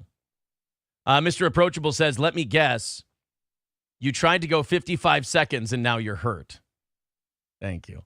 Producer Robert says, why are you not watching Gino and Carl's road trip to Canada? They're live right now. I will. We'll turn that on in a little bit. Let me get caught up with the chat. Gino and Carl are going to Canada? What? Why are you not watching Gino and Carl's road trip to Canada? I don't know. You ever seen any of Gino's other podcasts from a car? That's why. Here. And then we'll do some stuff. Aaron dropped a few N-bombs at the gym. No, I didn't. I did not drop any N-bombs. None of that stuff. Stop it. We don't do that stuff here at Steel Toe. Yeah, I don't know why BYB got punished. They're just making jokes. Aaron likes getting his oil checked. Oh, they didn't get hidden. Guys, to me, the BYB boys, as long as they're being cool, I'm all right with them. And hey, the BYB boys, as long as they're being cool, I'm all right with them. Isn't that your rule for everyone? Hey, as long as you like Steel Toe and don't ever say anything bad about us, you can be in our chat. Don't ever offer criticism or mention one of our enemies or you'll be banned. Don't say LaRue. Don't say Star 80. You say any of that shit, you're out of here. As long as they're cool, as long as the BYB boys are cool, I'm cool. Well, okay. Mr. Kennedy is usually cool. I think the BYB boys are cool, and Mr. Kennedy's usually pretty cool. I think we got to be cool. Oh, okay. Those two can go. But yeah, I thought Mr. Kennedy was a cool guy.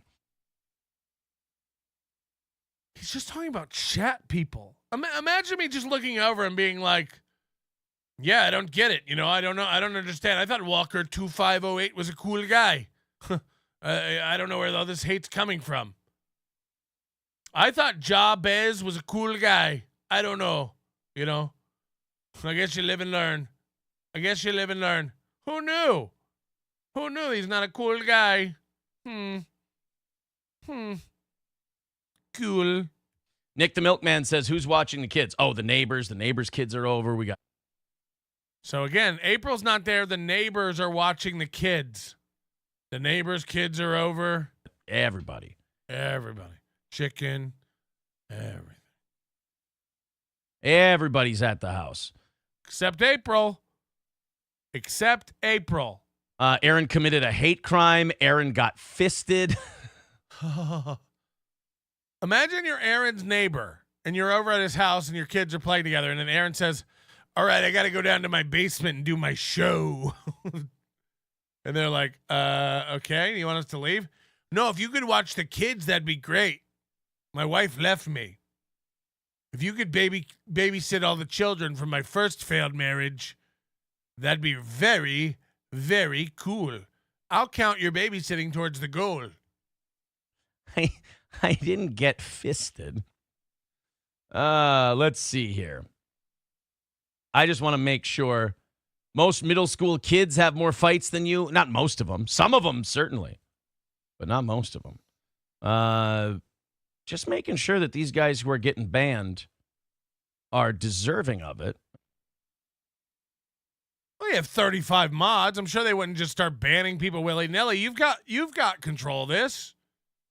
How could you not? How could you not have the reign over 35 mods? So many people are getting banned in his chat. He's had to stop the show now and go, hold on a second. All these people, there's no way that all these people who just got banned are haters of the toe. There must be some sort of mistake. Hobo chili recipe. Are you sure these guys hate my program? Usually everybody in the chat room is a big fan of toe, and that's very, very cool. I just want to make sure all the people getting banned deserve it. They do. This one said April. This one said gas station taquito. This guy mentioned a new flavor of NOS energy drink. He's out of here. Most of them looks like they are. Oh, Looks like most of them do deserve it. Okay. Cool. The bands are cool. okay. I trust you guys. I trust you guys that you're banned. I trust that if tons of people are being banned, that they're guys who don't get the radio and not cool. Next chance you get, bro, please give us a quick little Tony the Tiger style. I'm great. That's a little iffy. Eddie says, did he push it too far for sparring? I wondered that myself if he pushed it too hard for sparring, but some of these blacks, they just don't know the rules. They can't control themselves, Their animal instincts take over and they start chimping out. You can't really blame them. It's in their DNA. That's what I'm expecting him to say. Then again, he's a professional. He's a prize fighter. And I think I just learned that there's levels to the kind of sparring you do. When you're a pro, there's a certain speed they're used to. Mooby got his ass kicked in the ring, and he's like, I think what I'm figuring out is that there's levels to fighters. Somehow I thought I was the best, and then a guy who really knew what he was doing showed up, and I got my bell rung. And I don't know. I don't think he hit me too hard. It was a well-placed hook in the right spot, and it caught me. So I don't think he was going too hard for sparring. He was counterpunching. Like, I would come in, I honestly, like, if you tuned into his radio station right now, he's probably on the ground in pain. I didn't want to mention it, but I landed several on him where he's probably like at the hospital, genuinely, like his equivalent of April, whatever her name would be, Monique Shansa. She's probably icing him down right now. He's probably laid out in a tub. Honestly, he's probably covered in bruises and unable to do his radio show. If I had to guess, I'd be willing to bet he's laid out right now, probably grabbing his tit in far much more pain than me. That's just if I had to guess. Did he cross the line? No. I think it was pretty fair. He's probably bleeding, to be honest. I saw a trail of blood going to the locker room, but I didn't ask any follow-up questions. He's probably dead. Make a move and it wouldn't. He's probably dead now, to be honest with you. Work right, and he'd counter me, and he was just better than I was, which is, I hope so. Not do good after all that, or queso boy says gone existed. Thank you, buddy. Honestly, like, I'm just better than everyone. Clearly. Hello? Turns out Lemmy didn't need to ban anybody. Remember when she was saying that she was going to go in the chat and ban everybody? They're doing it. He's doing it himself. Yep. All you got to do is type LaRue, and you'll be banned for life. He's really fucking himself here. But anyway, good show. Thank you. Jesus. We plan on staying as far away from downtown as we can. I have former cellmates in Vegas that'll love to taxi my ass around in rush hour traffic. How much per diem are we getting for meals? I'd rather have cash for speedballs. I, too, like speedballs. I got $5 from Mason in Portland, who says, as Joey C's manager, I'll ask him what he wants to talk about, and I'll pass it along after the stream. Yeah, I think Mason in Portland is acting like a go-between. Some sort of tarred liaison, if you will. Hey, let's see. This sounds like a very real story, says Joey Catalano. What can I tell you? It is what it is. Yeah, people want to think Steel Toe's not doing awesome. We are. That's a crazy way to go through life. That's a yes. LOL says I don't know what you're talking about. I don't know what the question was. Sandikin with $5 says Aaron is helping Cody in night 2 confirmed. Yes, I will be there to help Cody Rhodes. Sean says I smell a Boot Barn sponsorship coming down the lower 8th pipeline. Yes. Aaron. Yes. Aaron dreams of local sponsors. You know what would be great? If we could get the Kanoko to sponsor the show. And that way, every day we have like an endless supply of, sour blueberry blow pops and hash browns and Rice Krispie treats and NOS energy drinks. It would be a great sponsor, AMPM.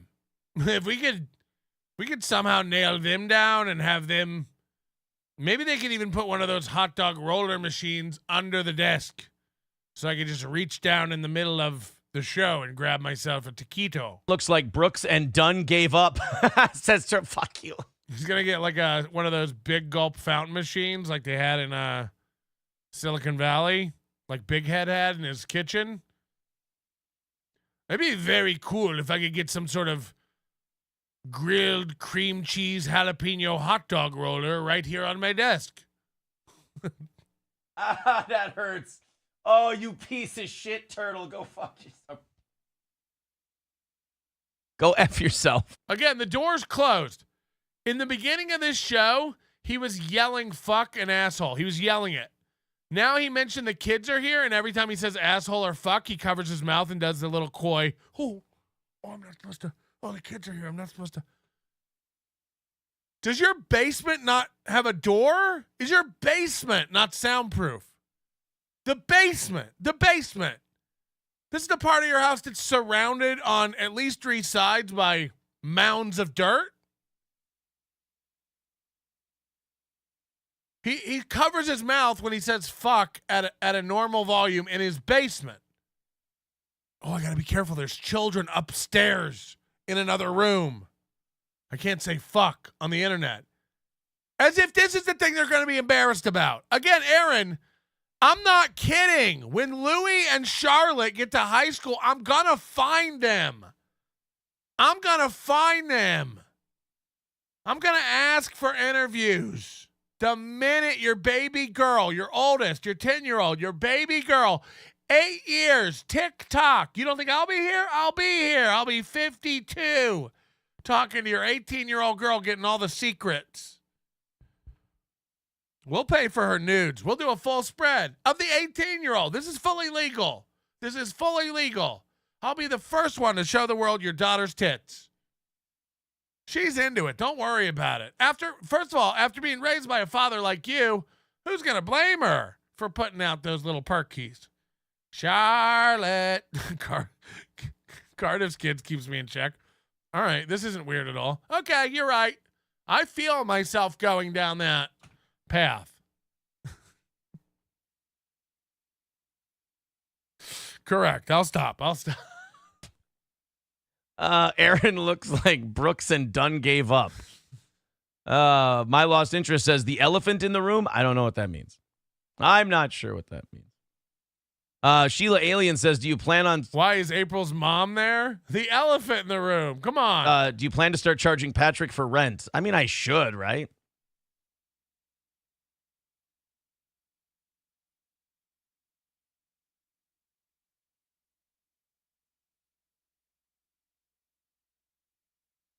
I'm trying to dissect that insult. Do you plan on starting to charge Patrick for rent? I should, right? Now, why would I be charged rent for living somewhere? Where do I live? Oh, in Aaron's head. That's the trope, right? That's the phrase. Patrick lives in Aaron's head rent-free. That means Aaron's obsessed with Patrick. So someone asked, are you going to start charging Patrick for rent since he lives in your head now rent-free? It's an insult to Aaron.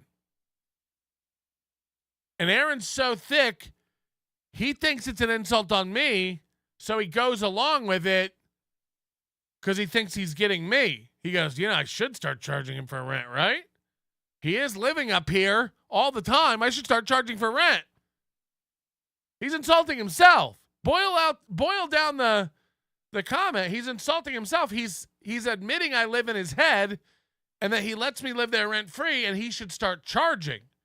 But he says it like he thinks it's the other way around. Like, I know I should start charging, right?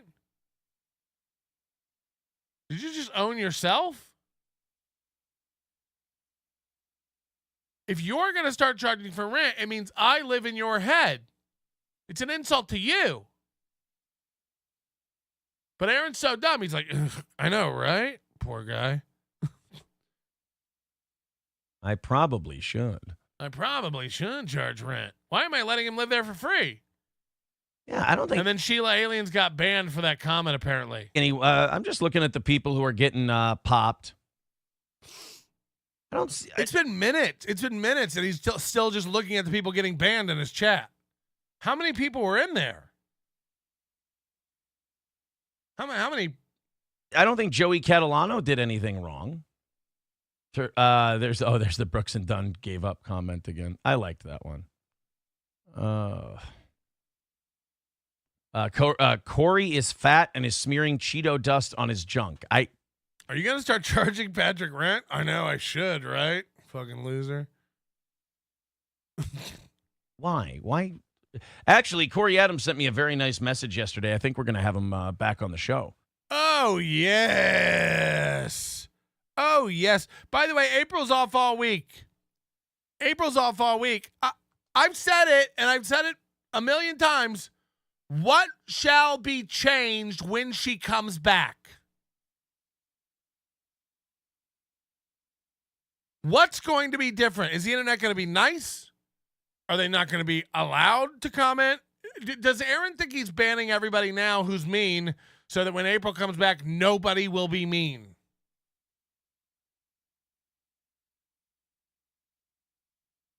The whole premise of this April taking time off thing is insane.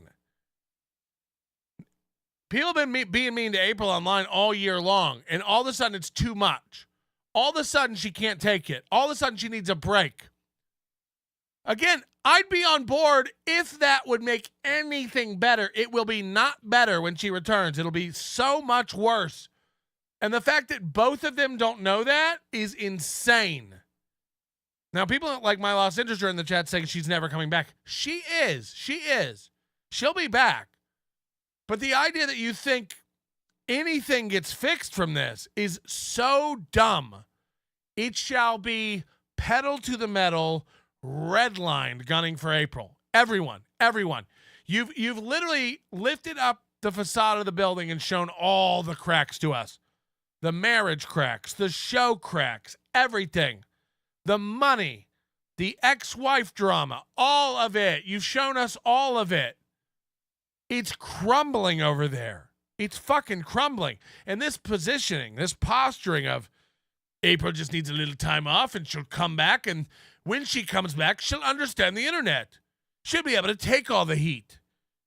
She'll learn to ignore the haters. She's been doing this 3 years, but this time she's got it. I mean, it's delusional. What will this break solve? What will this fix? And by the way, it's so much worse than you ever thought. We got to play this morning's here in a minute. In a washed-up DJ's noggin, Onion Man's taken up lodging. Sailor Moon cosplay haunts his dreams. Bulbous hero, bursting seams. Host's thoughts consumed by Onion's girth. Obsession grows with each rebirth. A pungent phantom, a mental pest. In the host's head, an unwelcome guest. Hey, buddy. I was waiting for a, hey, buddy. The professional boxer was after my rib. You know how they are. Niggers love ribs. They can't leave him alone. Toucan Sam, thank you for becoming a member. Bradford Dela Michaels Jr., thank you for the super sticker. Oh, Toucan Sam super sticker, thank you. Citizen M says he doesn't say April anymore. He started using my lady. I noticed that. This morning. This morning he kept calling her my lady. My lady. Oh, we're speaking in Elizabethan times. M'lady. M'lady. We only talk in medieval curtsy type greetings. M'lady. Fred Robinson. April went out like a cancerous barn cat named Stormy. Oh, remember when she told that story? The thing about steel toe. All right, let's go to today. Or is it last night? We want to go last night or today? It was last night, right? Last night he was with Matt. Last night he was with Matt alone. Yeah, I think that's what I got to do. Oh! I made a gag on everyone. A little goof. A little eclipse prank. Did the Jews kill a red cow, or are we're good? Oh, thank Christ. I was worried we were going to get Jews killing cows and then smearing cow blood on the Dome of the Rock. La la la la la la la. Sorry. If you smell what the Dome of the Rock is cooking. He wrote that earlier in the day. You know he did. Probably Patriot missiles. But it didn't happen. I think the Dome of the Rock is still intact. La la la la.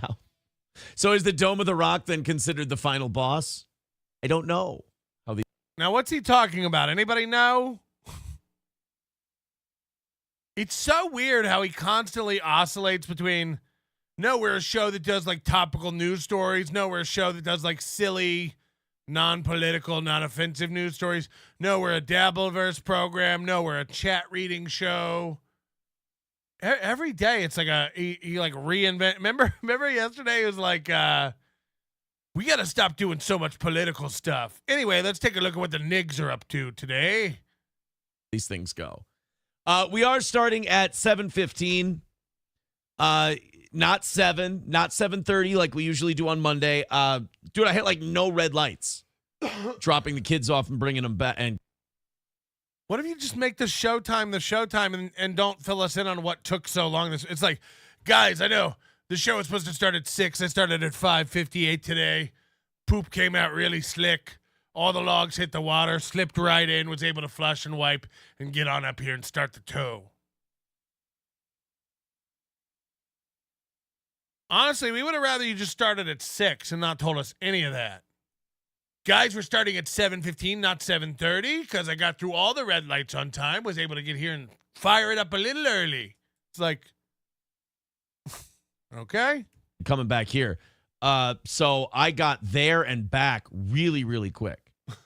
So he's starting the show telling you how fast he got to his ex-wife's house to drop off the kids and back. It's like, this has nothing to do with us. You guys aren't going to believe it. Sauk Rapids had no traffic tonight. Great stuff. I got to start the show a little early. I don't want to go too late, So there's that. People are talking about the Elisa Jordana thing already. I haven't even watched the clip. Thank God for Frank Pellegrino. He sent me the clip. Thank God. Thank God for little Frankie Pellegrino.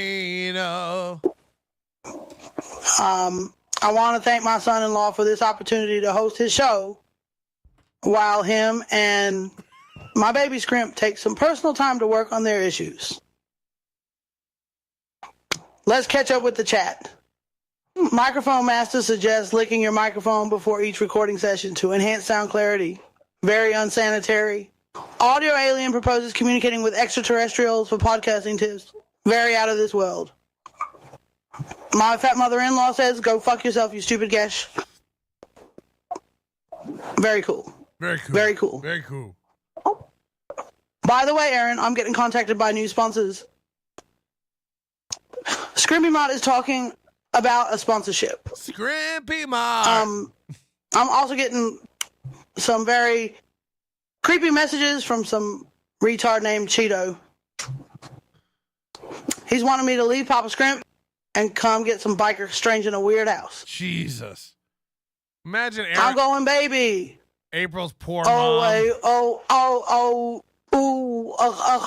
Just bend that cow over a tractor and have your way with her cornhole. Gash mash.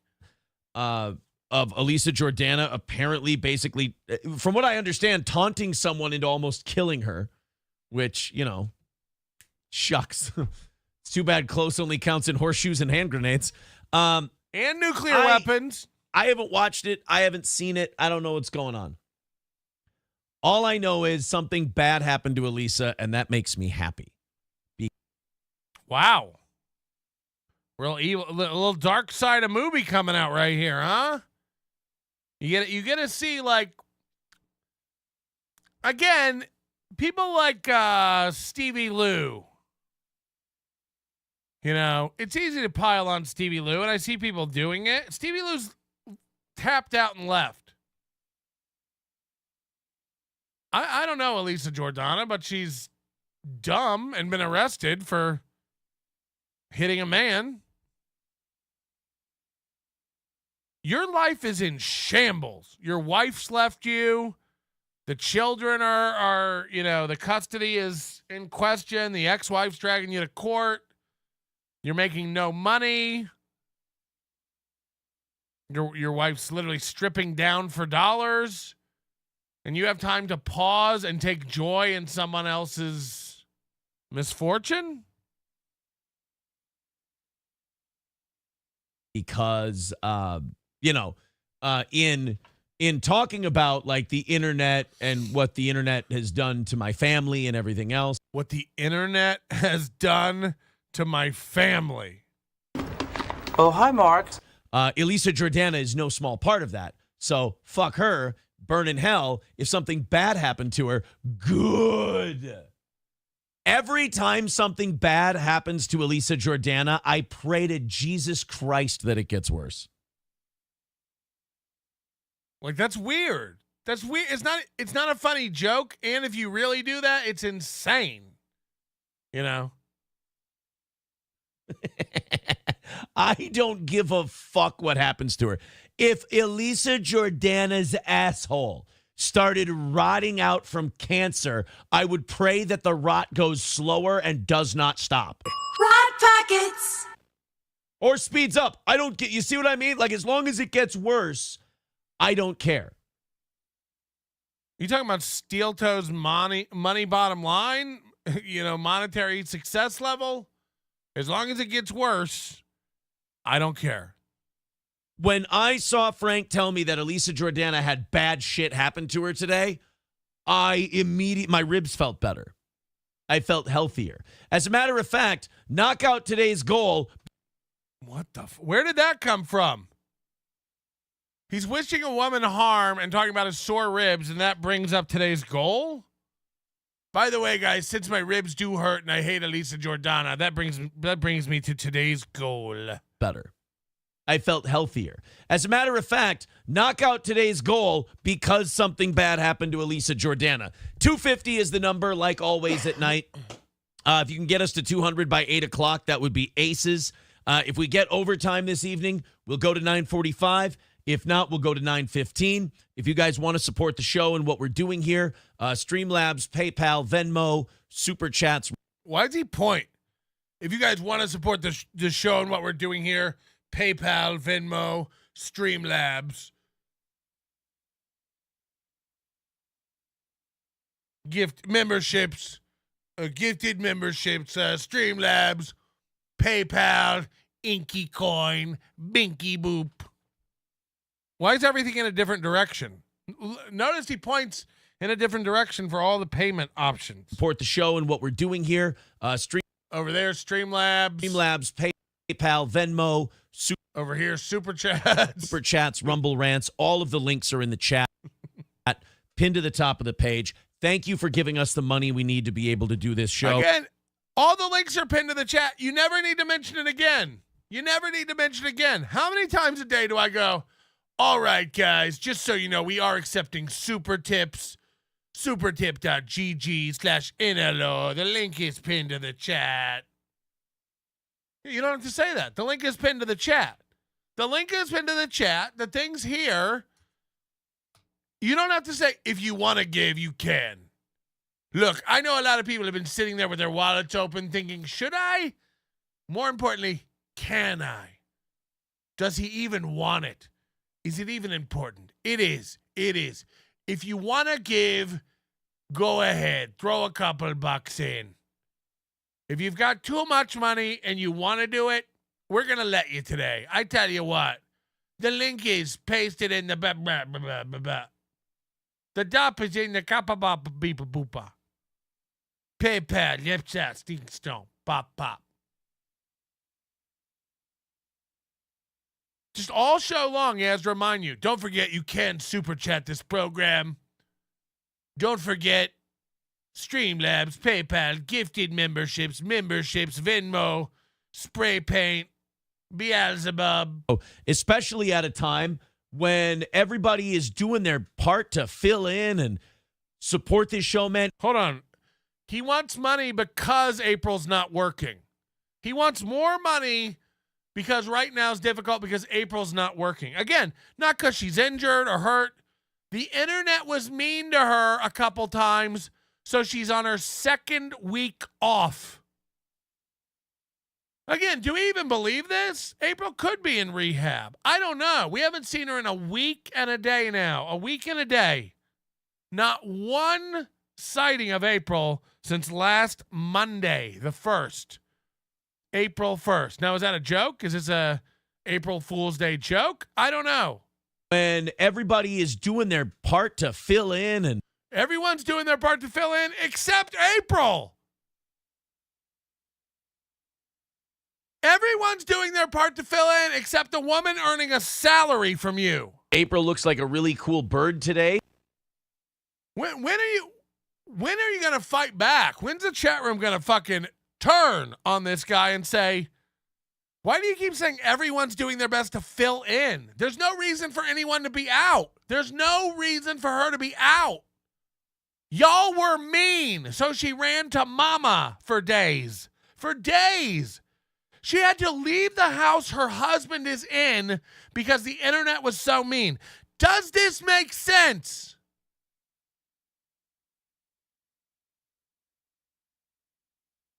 Does this make sense? Process it in your head. The internet was so mean to April, she packed a bag and went to mama's house for 5 days. It's not just the internet. It's Mubi. Why would she have to leave her house to get away from the internet? She needed to get away from the show. She needed to get away from him. I'm telling you, this thing with her not sending out the shirts for 2 months, and then her being sick, and then all the drug allegations, that brought heat from Ashley LaRue. There are custody questions not being answered. She had to pack a bag and run to mama. She's been gone for 4-5 days. The whole weekend he spent by himself with those kids. We saw it. Friday he cried because she wasn't in the house to fill his water. Talk about waking up alone. Sunday night, she wasn't there. Monday, not there. Tuesday, not there. Mama had to help her and give her some advice. Mama. That's not the internet. When you pack a bag and leave your husband, it ain't the internet that you're upset at. Melton has to hire off-duty cops for his lame hackamania, but he won't pay Ray or Dixon. They're working for free. I mean, we'll see you in Vegas, Fatty Patty. I'm going to stick my foot in Joey's ass, too, when I see him. I mean, first of all, that's just smart. Second of all, most of the venues and clubs and bars have security guards. It's not a crazy thing.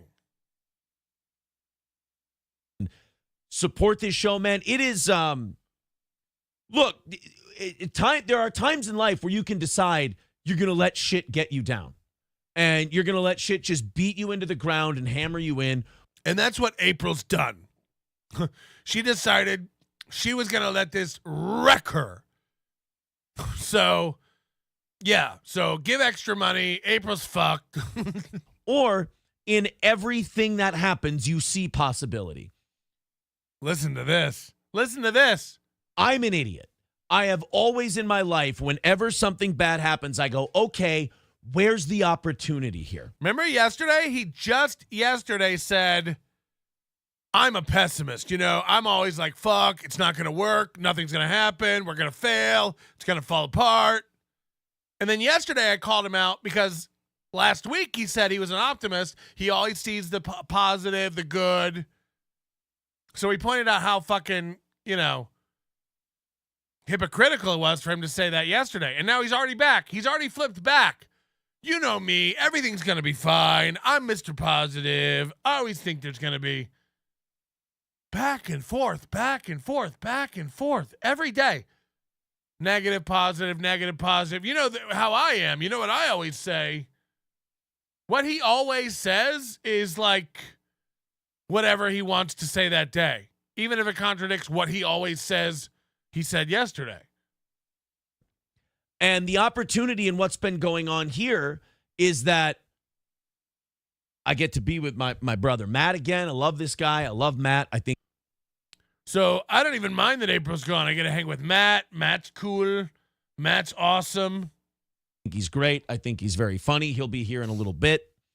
He's very funny. He's very cool. Started a little early. I played a little. What does Matt do for a living?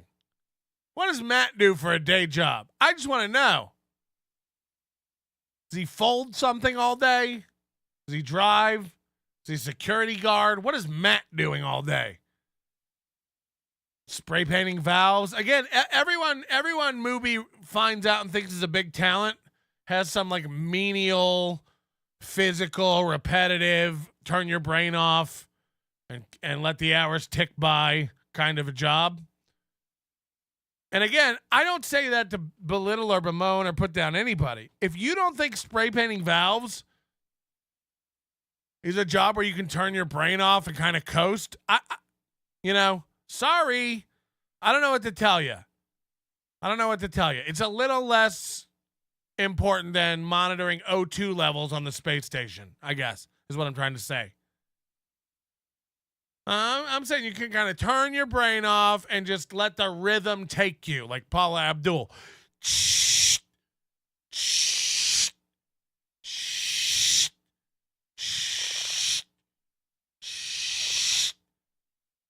Somebody says those are the only jobs available there. Yeah, possibly. Again, I'm not putting it down. What I'm saying is she's college educated and she spray painted valves. So that's her skill level.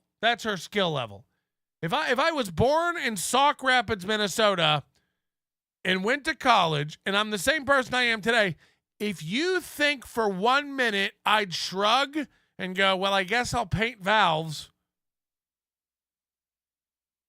you're out of your mind. I'd be on the first bus to LA to be a porn star. Look at these tits. So, look, there are people who give up, shrug, and are content living on the farm with mama and spray painting valves. There are people content to do that. There are other people who, when presented with all the options in an area, go, I'm out of here. Spray paint valves, that's not what I pictured for me. That's not what I pictured for my life. April, at 23 years old, goes, spray paint valves? Well, I will be able to retire soon. So, yeah, let's get this pension popping. Spray painting valves. That's, I guess that's the story of April Anderson. And she signed right up. Little trick on him. I told him 7:30. I started at 7:15. I have to open my parcel. Aaron has a P.O. box. That Scarface sent. I finally went to the post office today. April would be so proud of me. Like, in her stead, April's usually the one who goes to the post office and talks to Art and does all of that stuff. Who's Art? They probably have one of those post offices where it's just like a guy on a golf cart with a little tablet of stamps. I went and picked up a package today. April's going to be so proud of me. April's usually the one who goes and gets packages. But I went and I got the package. She's usually the one who goes down there and talks to Art and does the mail. But I did it. I went down and did the post office. April will be so proud of me. I went down and did the post office. Sketty2 John says April's 27. Yeah, when she had the job, I said 23, because when she got the job, spray painting valves, she was probably 23. She was at her college career fair, and you know, somebody brought in some fucking somebody brought in a little I'm trying to think of a paint brand.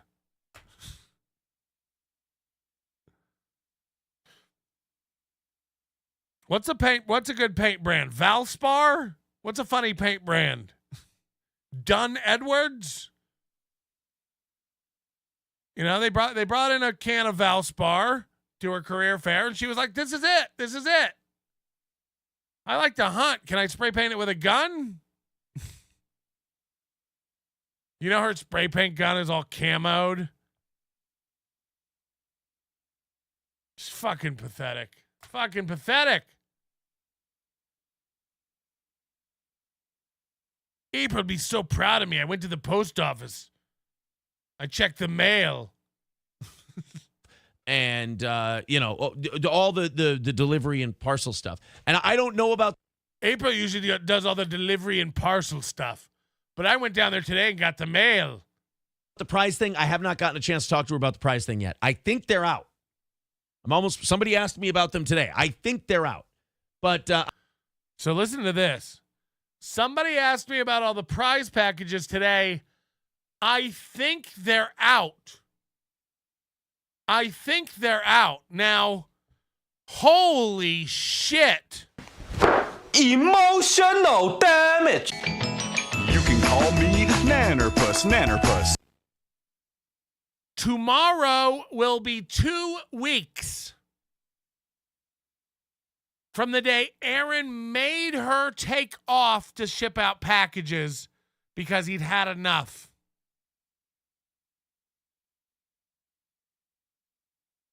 Tomorrow is 2 weeks from the day he'd nagged her so much about it that he finally said, "You can't do the show this morning. Do the packages. You got to do the packages." This was the night he was supposed to do prize night. He said, "We can't do prize night tonight.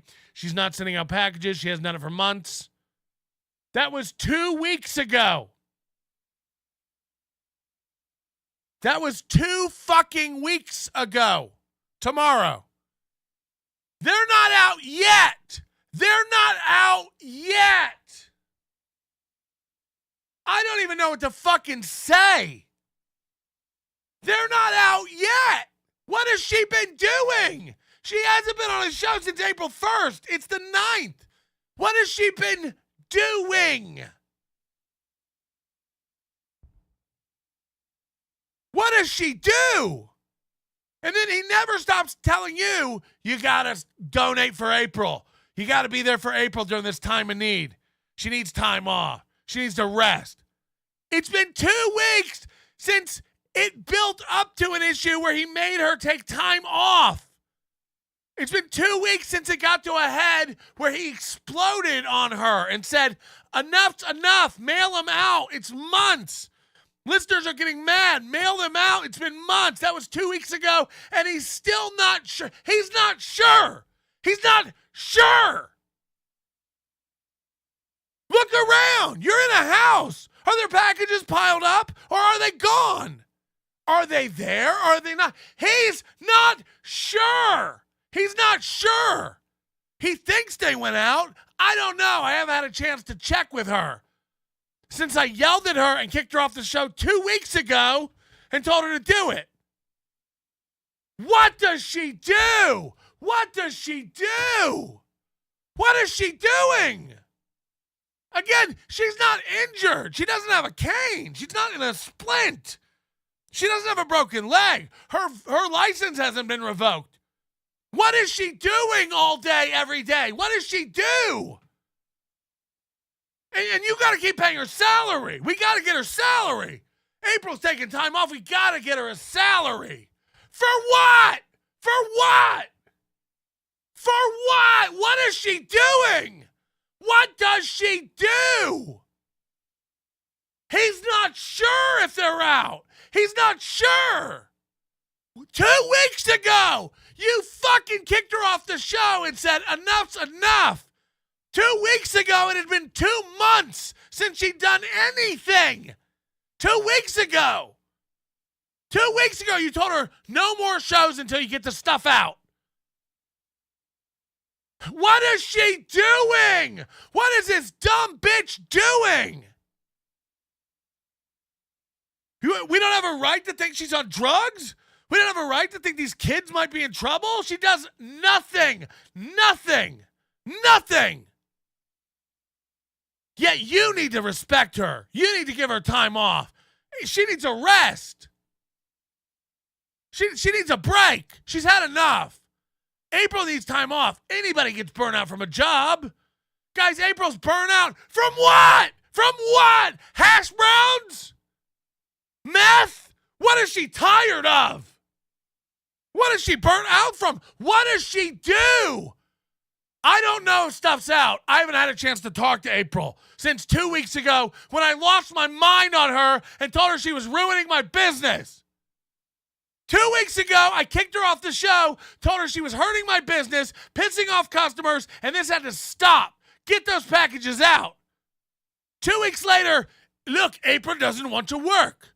That's acceptable. Give her time. 2 weeks later, after you were mad at her, we can't be mad. 2 weeks ago, it was unacceptable and you were pissed. Now it's 2 weeks later, they're still not out, and we need to be patient. Guys, give April some time.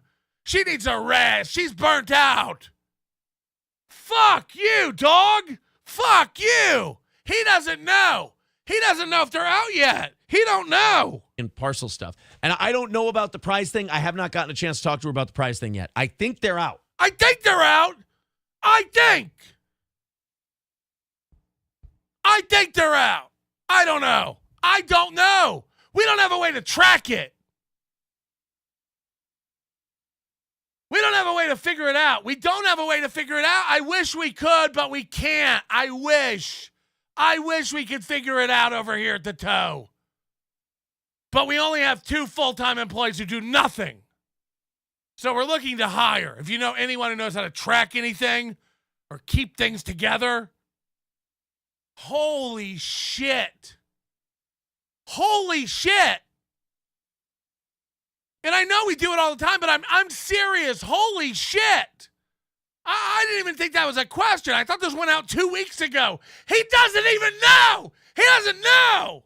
He's confused. He's confused by it. Guys, let's just give April some time. That's really cool. Damn it, Charlotte. Those stamps won't lick themselves. Keep stuffing those stickers in the envelope. We are months behind because of a meth habit. My poor Charlotte has PTSD from being forced to eat cream corn at wife number 2 mom's farm. Mama!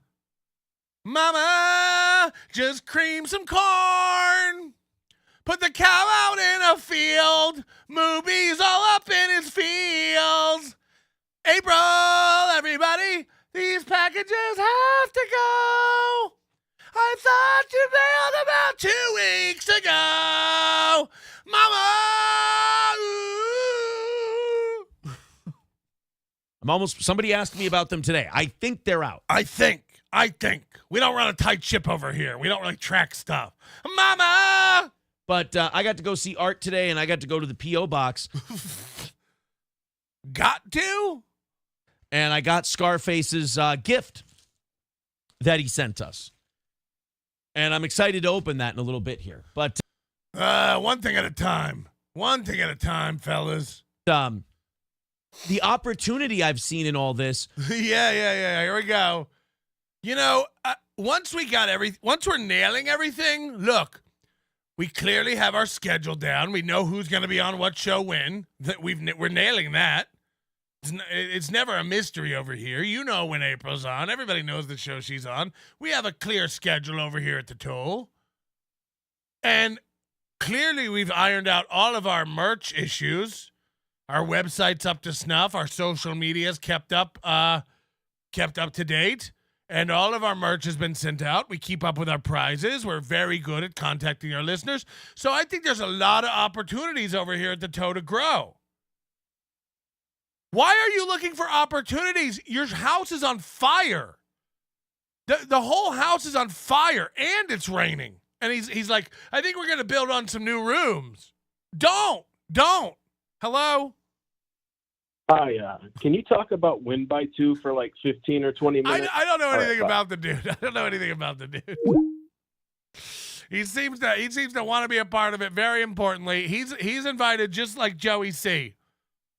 Come out, you weirdo. I mean, again, or be angry and suck. You know, I don't know. I don't really have any thoughts on the thing.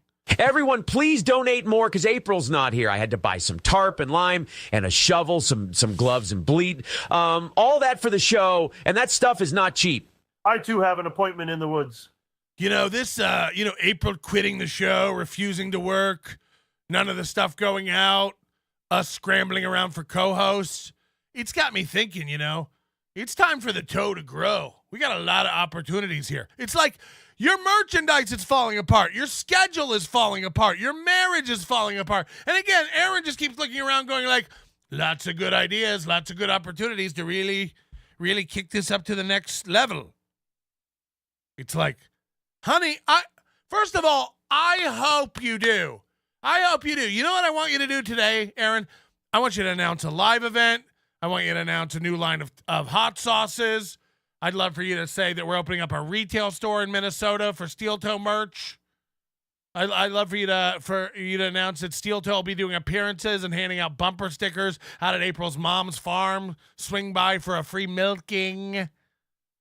Please take more on under your wings at this point in time. Again, everything's on fire, but Aaron's about to outline for you all the upcoming opportunities the show has. I mean, what a fucking nut. Corey Adam is going to be doing a morning show again, and I think that's great. Corey Adam's going to be doing the morning show again. Is he? I bet he ain't. I bet when he really finds out there's no money and no one listens anymore, he ain't. But again, what else is he going to do? Why wouldn't he? Of course he's going to come crawling back. I told you that when I leave, I'm doing things under my own terms and I'm not going to be held down anymore. Corey Adam takes to the air and soars. Then he tried to fly and we find out that he's too fucking fat to be airborne. So he's going to crawl back and get on air with Aaron again? Shocker. Corey's coming back to Steel Toe. Aw! This is going to save both of you. Matt's going to be here every night this week. I love this. Like, Matt has a channel that no one watches. Corey has a channel that no one watches. I'm going to bring him on to be my number 2, and then this show's going to fucking grow. It's like, what? And I think that's awesome. And also, somebody we all care very deeply about can fucking get away from the horse shit. April. We care very deeply about April, and she needs to get away from the horse shit, guys. Hold on. If she needs to get away from horse shit, why is she out on Mama's horse farm? Seems to me like there would be tons of horse shit out there on the farm. Mama! And there's nothing wrong with that. There's no shame in that. How many people work a job and they need a fucking vacation? So again, this is the new cope. This is the new cope he came up with last night for why April's she's in her second week off now. Don't forget, 2 months of being sick, not doing jack shit. Now, as soon as she was better, she came back, got yelled at for not doing anything for 2 months, and after getting yelled at, she went, I need a break. And he's going to spin it like, oh, it's just she's burnt out at her job. She works too hard. Again, she doesn't do anything when she is doing stuff. When she is supposed to be doing stuff, she doesn't do anything. She can't mail out 8 packages for 2 months. And they're still not out. But she needs a break. Again, what broke her? He told us. The internet was mean. But he wants to make it act like she's fatigued, like her body needs a rest. She's been getting up early for a year. She deserves a vacation. She doesn't get up. She doesn't do the morning shows. She doesn't wake up. Even when she is, she's barely awake, fixing her hair, doing her makeup, running off to get hash browns. She's never present. She never tries. She's not good at it. What is she resting from? She needs a break. Look, anybody needs a break from their job. Yeah, this isn't really a job. Again, filling your water and what else? And also, somebody we all care very deeply about can fucking get away from the horse shit. Everyone in the chat, she's a spoiled child. She needs to grow up. April, I'm broke. Nick Rekieta's wife snuffed her out. Show's better without her anyway. She's in her 20s and did not want to work. She wanted to be Mrs. Rekieta. The cope of April needs a rest, guys. Someone we care about and love very much has been through a very difficult thing. And we need to be patient and support her and let her know whenever she's ready to come back. Again, it's not maternity leave. Nothing happened. Nothing.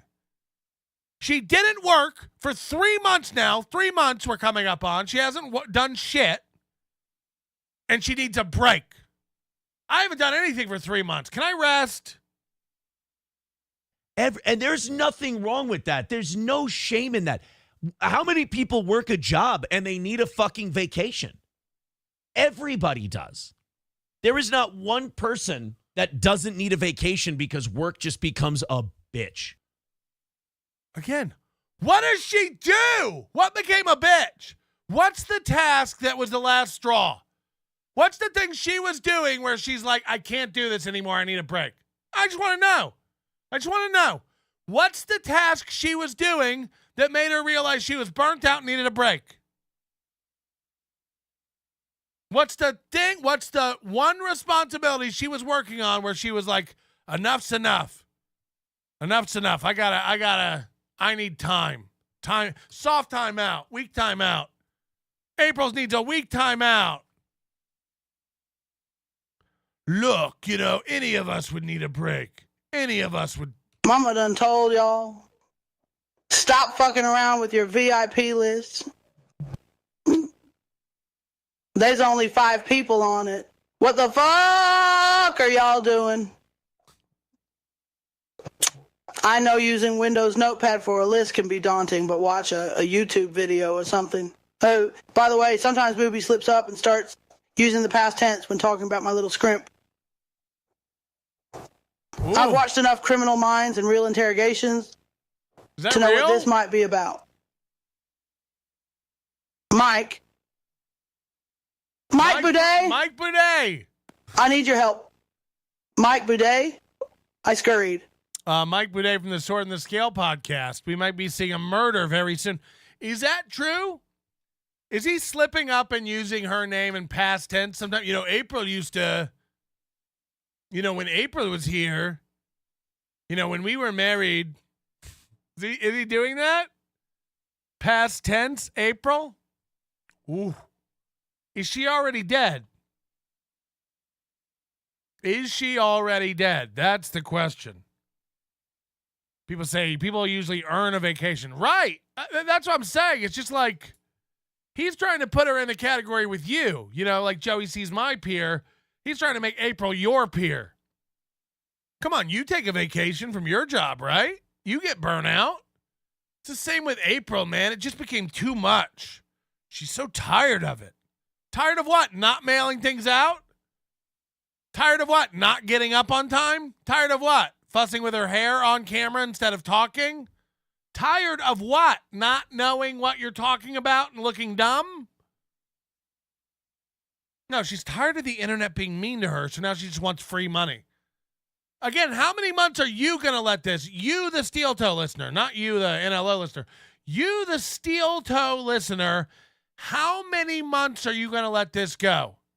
Where he tells you, keep paying her salary. Don't worry about it. This is the best thing the show's ever been through. And I think when your work is in any way being a woman on the internet, I think it's doubly so. Okay, so now she needs a big break because she's a woman on the internet. It's hard. It's hard for a woman on the it's like she's weak, so she needs time off. She needs protected. She's weak. But at the same time, she's amazing at this. She's so talented. She loves doing it. This is great. It's her favorite thing. She's in love with the show. She loves the audience. She's great at it. She's so talented. She knocks it out of the park. She's so smart. So there is nothing but opportunity here. This is going great. April taking time off, borderline quitting, but still getting paid. Us having to bring in new people and pay them. This is all great for the show.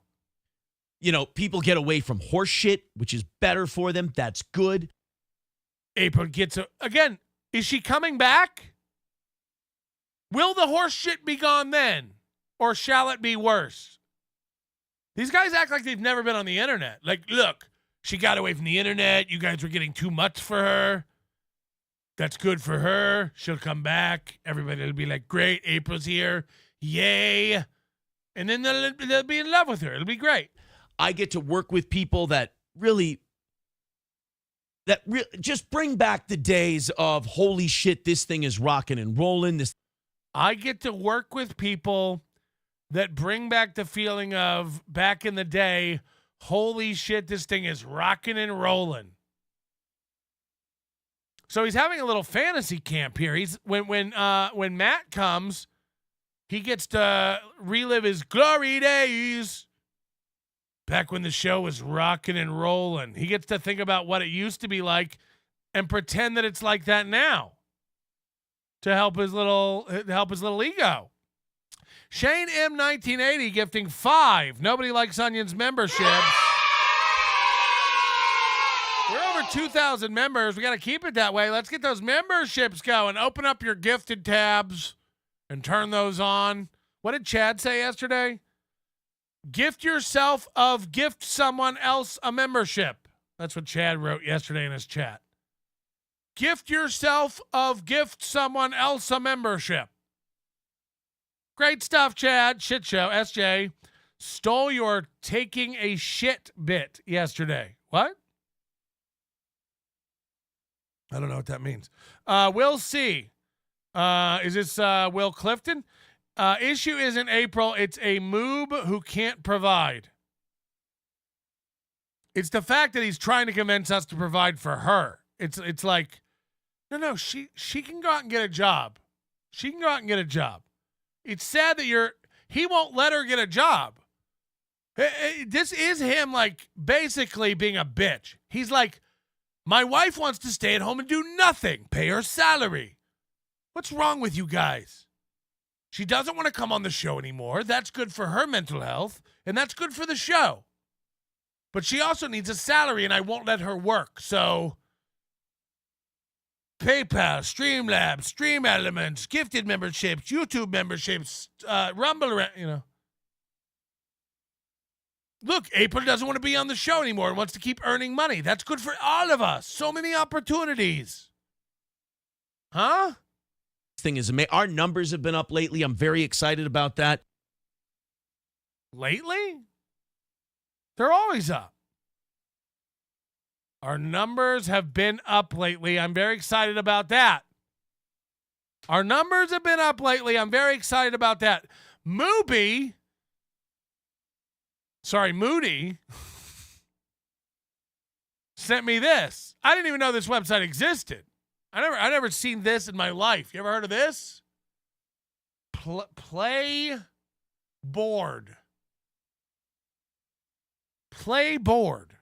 Now, all I can tell you is I didn't know this website existed, and I don't know how accurate it is. This website's called Playboard. Hold on, what am I in? This one? Today's revenue, $56 in chats. 12 chats, $5. Yesterday's revenue, $262 in chats. 31 chats, $8 a chat. This thing's tracking super chats.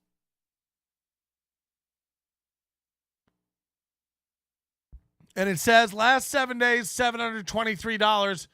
Total revenue, $80,000. Now, I don't know how accurate this is. I don't know anything about this site. This is March 11th, 2024 through April 29th, 2024. Are you trying to tell me in 1 month they made $80,000 in super chats? I mean, I hate to call Moody out, but this website is horse shit. How can they make $56 today, $200 yesterday, $700 over 7 days, and $80,000 in a month? It doesn't even make sense. And then I put my own in here. Nobody likes onions. And it says, I've made $51,000 in the last March 11th through April 9th. Today, 30, which is, oh, wow, that is true. $29.94. Yesterday, 104. That is right. These are the super chat numbers. That is accurate. Last 7 days, 429. But then in the whole range, 51,000. Now, Bone in the Carbarian says it says total. Right. But you got to look above that. Again, if it lets you set a range here, March 11th through 2024, and everything underneath this is about that range, March 11th, why would this one stat not be related to that? Wouldn't that be up here with like all-time stats? Doesn't really make sense. I don't know. I assume you're right, but it doesn't make, I mean, I'm not retarded, so I've already done that math in my head, thanks. But it's also incorrect. Like, it's just not right. So I don't know. So I didn't know this website existed. I'll keep it in my arsenal. Playboard.co. But I don't know how accurate or useful any of this is. These are right though. Today, $30 on this show, $29.94. And then yesterday's revenue, 104. That was accurate. That is the super chat total for yesterday. So I don't know. Go to summary. Subscribers rank. Downward trend. This is me. Woo. Average video views very low. You know. I don't know.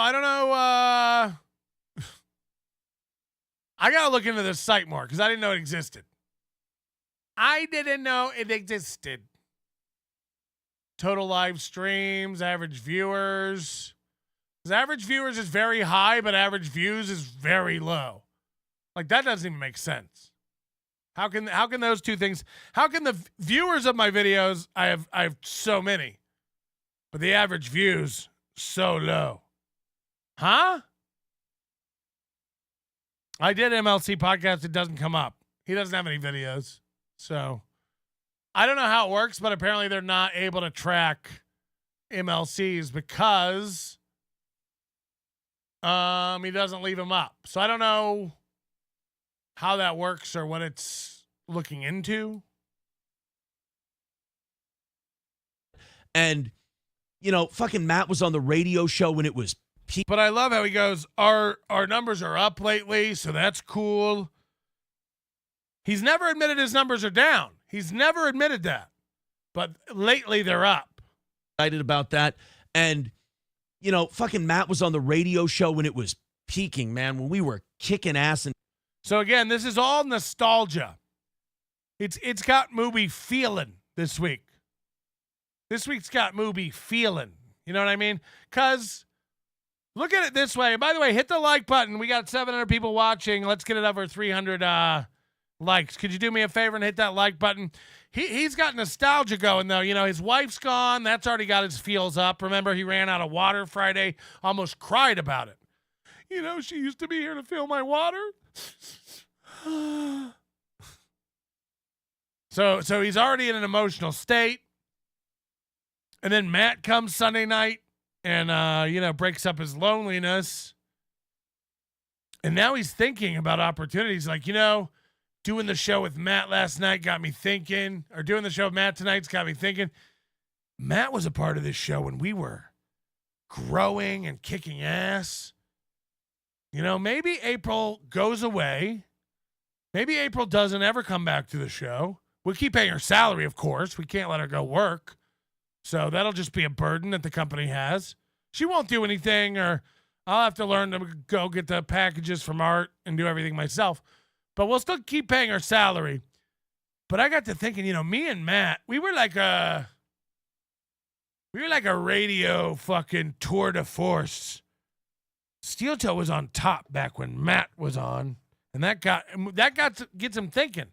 Maybe he can restore the glory days of this show. I know we were all thinking it was over. We were all like, fuck, this is the end of Steel Toe. Mooby's got a different idea. Mooby actually thinks they're gonna be back on the radio very soon. And him and Matt could bring this thing back to a huge, huge show. Listen to this. Fucking Matt was on the radio show when it was peaking, man. When we were kicking ass and taking names, Matt was on that program. The Best Days of Steel Toe, which... The Best Days of Steel Toe.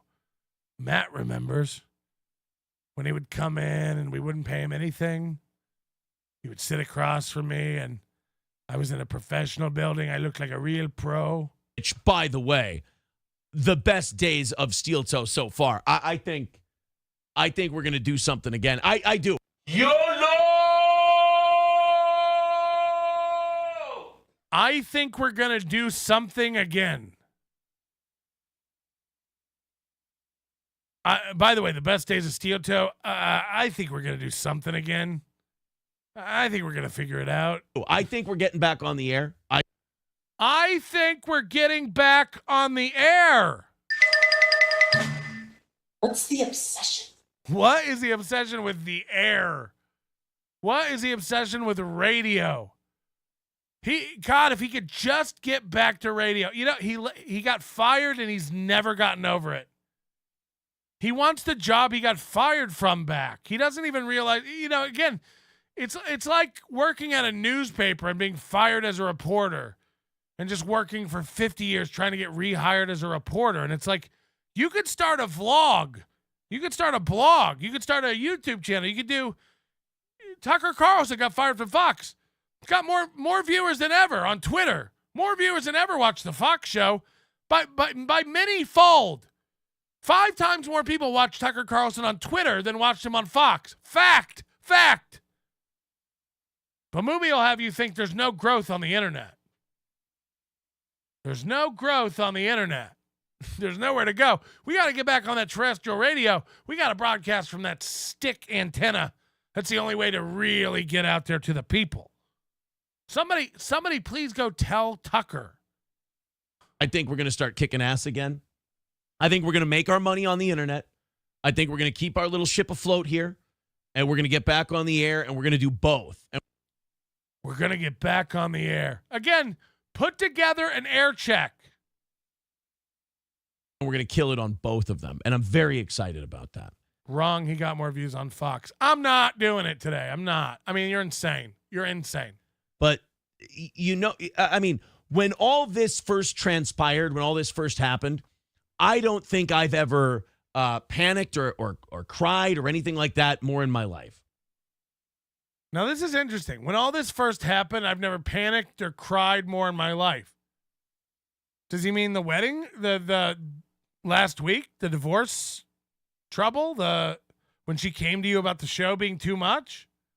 Or when you got kicked off the air? And whined and wondered what was going to happen. In life, when shit like this happens, you have to, A, go to your blood. That's number one. Go to the people you trust the most. Your parents don't talk to you anymore because of April. April's not your blood.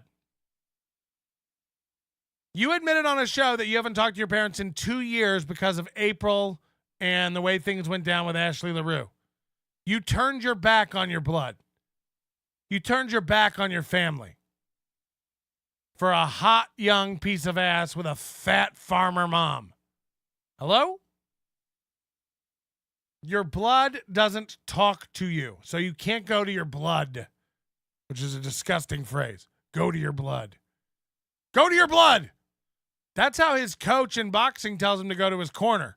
Go over to your blood. See all that blood over there? Go to your blood. I can't see. Just follow the blood. Go to your blood. And number two, remember that if you're not dead, there are possibilities. And that's what we've been exploiting. I think if I can sneak her in before her baby pops out, having Chrissy Mayer do a show would be great. Gino and Keanu are always down to do programs. How good was Keanu when she filled in for April that one? Not good. One day. How awesome was she? She was incredible. Incredible. My phone was ringing off the hook with offers. You guys have never done a show together? The chemistry was... I'd have her on again anytime. We know. That's not a compliment, by the way, Keek. Hey, Keek. Kiki, you here? Hello. That's not a compliment. I'd have her on anytime. He was begging to get Chad on 2 weeks ago. Begging. Chad said no. Loser Chad said no. I'm supposed to feel honored? I'd have her on anytime. You'll have anybody on. You'll have anybody on anytime. You were begging for Chad. Begging for him to come save your ratings a month ago. You'll have Kiki on? What an honor. What an honor. Oh, God, she's probably going to hang that. She's going to print that out and hang it up, you saying that. I'll have her on anytime. Or anyone, please. We've watched you go live and call around to people and beg for someone to come. Johnny, Oz, April, Chad, Chrissy, Kiki, Gino, Ricada, somebody, anyone, somebody. I'll have those guys on anytime. That would be very cool. Frankie McDonald. I don't know. And anyway, I'm in a great mood tonight. I hope we have a great show. I hope we hit the 250. That would be fucking swell. That'd be cool. Just like this morning, if you got an extra $50 in this economy just laying around and nothing to do with it, throw it at the old steel toe. Why aren't you throwing your 50 at the old steel toe? Why aren't you? Why not? Who wants to start us off tonight? Mwah. Go big.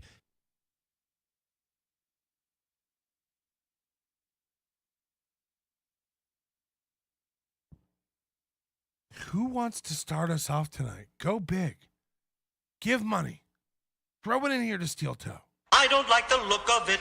Gifted memberships are cool too. Gifted memberships are very cool too. Dryby says, grasping at straws while in total denial, so goes the life of Aaron Emholt. I mean, yes.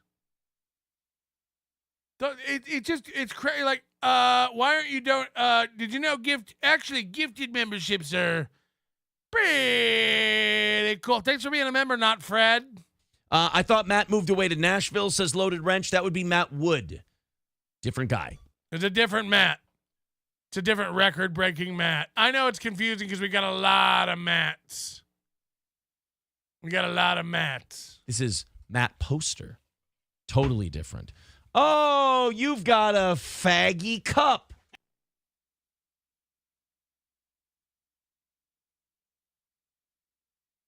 He thinks he's going back on the radio. He thinks he's going back on the radio. Are you going to send him this faggy cup bit? Is that going to be part of the radio show? Look at you and your gay cup. You've got a faggy cup.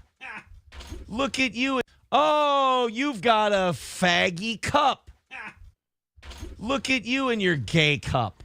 Can you show everyone your gay cup? Yeah, I can. I was requested to bring the gay cup by Grinch Girl. She's like, bring the pink one. That looks so... You fucking got it, babe. I was requested to bring the pink cup by Grinch Girl? Oh, we got to find out who Grinch Girl is. We got to find out who Grinch Girl is. Who's Matt sticking it to? I got to know more about Matt. What IT company does he work for? Who's Grinch Girl? Looks so queer. What's crazy is how uncomfortable and insecure Mooby is in this moment. Again, what's he looking at?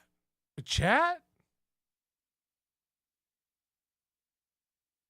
His whole vibe, his little fiddling with his tiny little hands down here.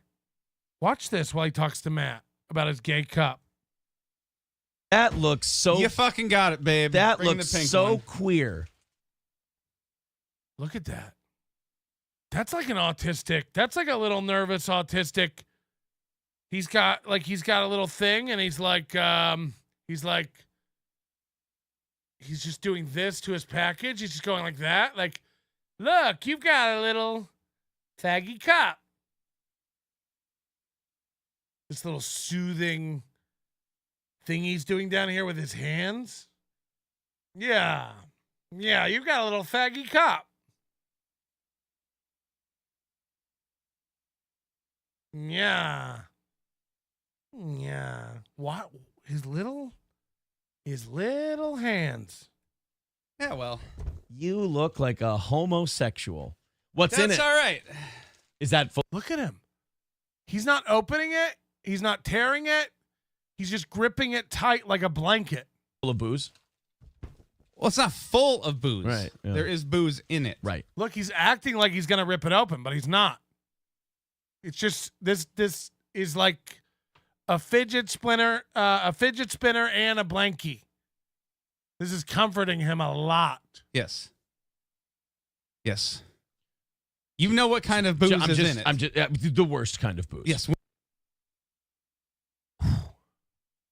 Windsor. Oh, really? It's not McMaster? Now watch the whole thing. Watch how uncomfortable he is talking about his faggy cup.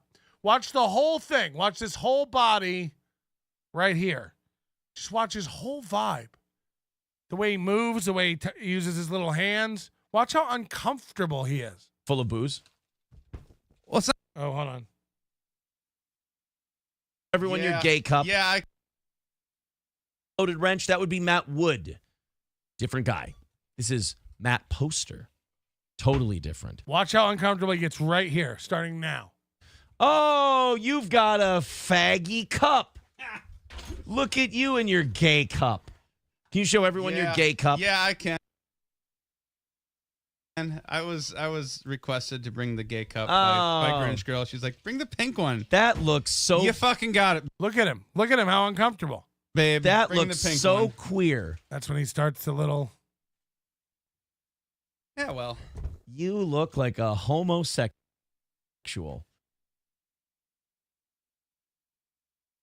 What's in it? That's all right. Is that full of booze? Well, it's not full of booze. Right. What is he doing with that bag? What a weird fiddler. Yeah. There is booze in it. Right. Yes. Yes. You know what kind of booze is in it. I'm just the worst kind of booze. Yes, Windsor. Oh, really? It's not McMaster? No. Oh, wait, no, yeah, I did buy the little... Okay, wait. Is it McMaster or What did I Windsor? buy this time? What did I buy? This little kit. Oh, yeah, it's McMaster. It's McMaster. That one's saying, because there's just a little bit. Another gas station guzzler. Another guy who, instead of buying a bottle of quality whiskey, stops off at a gas station and grabs a little bottle of lighter fluid for the night. I'll just grab some for tonight. Tomorrow I'll grab something for tomorrow. And this weekend I'll grab something for this weekend. All these fucking idiots are like gas station guys. Just they love pulling over at a gas station and getting some junk.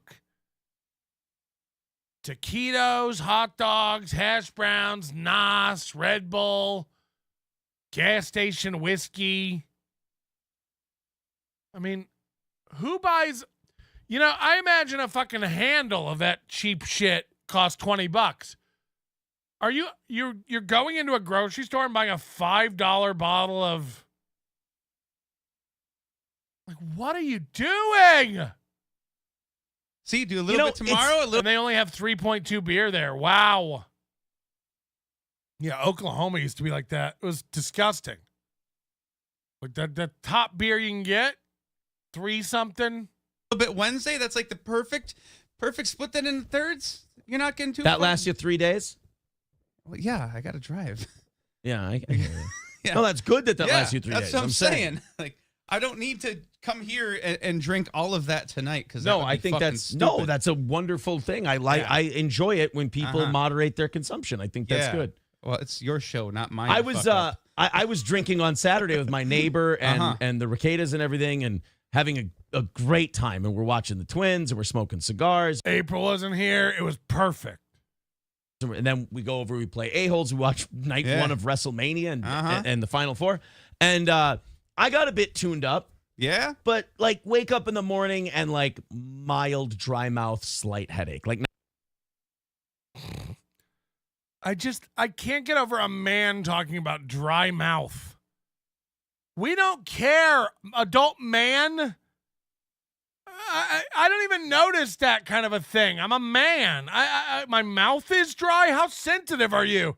Yeah, sorry the show was late today, guys. I woke up and I had a little bit of a dry mouth. Visit a fucking sink. Take a sip.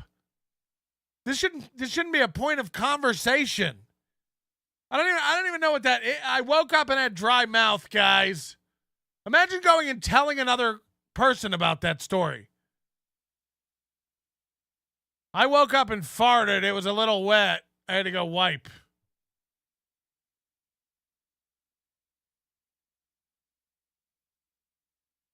All right. Well, you don't have to tell your radio audience about that. And I don't.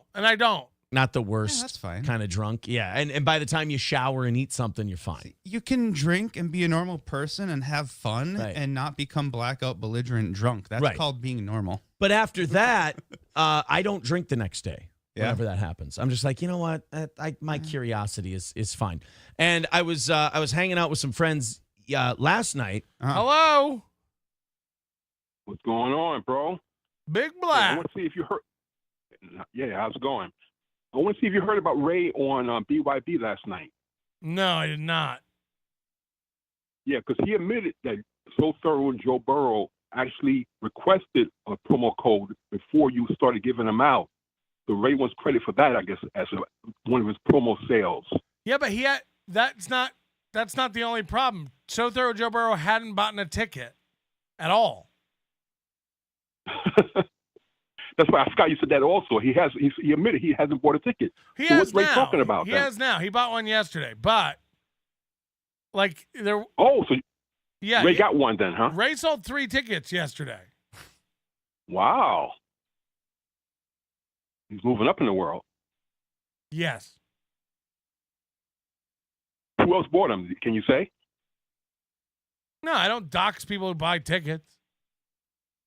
Oh, okay. Well, at least Ray's doing his part then. That's good to hear. I mean, no, Ray's not doing his part. Ray is not doing his part.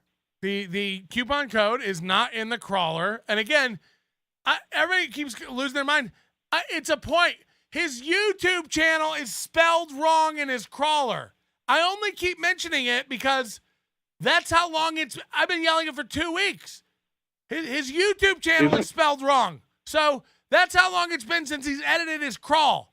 The promo code's not in there. He has images to put up for the promo code. He could be tweeting it. He could be putting it up on his show. He could be doing all that. He's the only one who doesn't, and I'm just pointing that out. Yes. Isn't the spelling correct now? Not since I've seen it. As of yesterday, no. I was watching the show yesterday. It seemed like he had the right code, but maybe I'm wrong. YouTube.com/RayDeV is what it says in his YouTube crawler.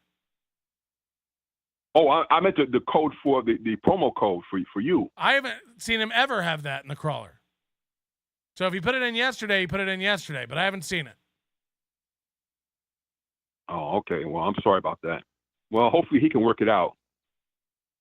Maybe people shouldn't Have fun, man. Maybe people shouldn't call in here to get things cleared up. Yeah, I really did a good job of clearing things up, didn't I? All right. Oh, God, I can't anymore. This is why people don't like the blacks.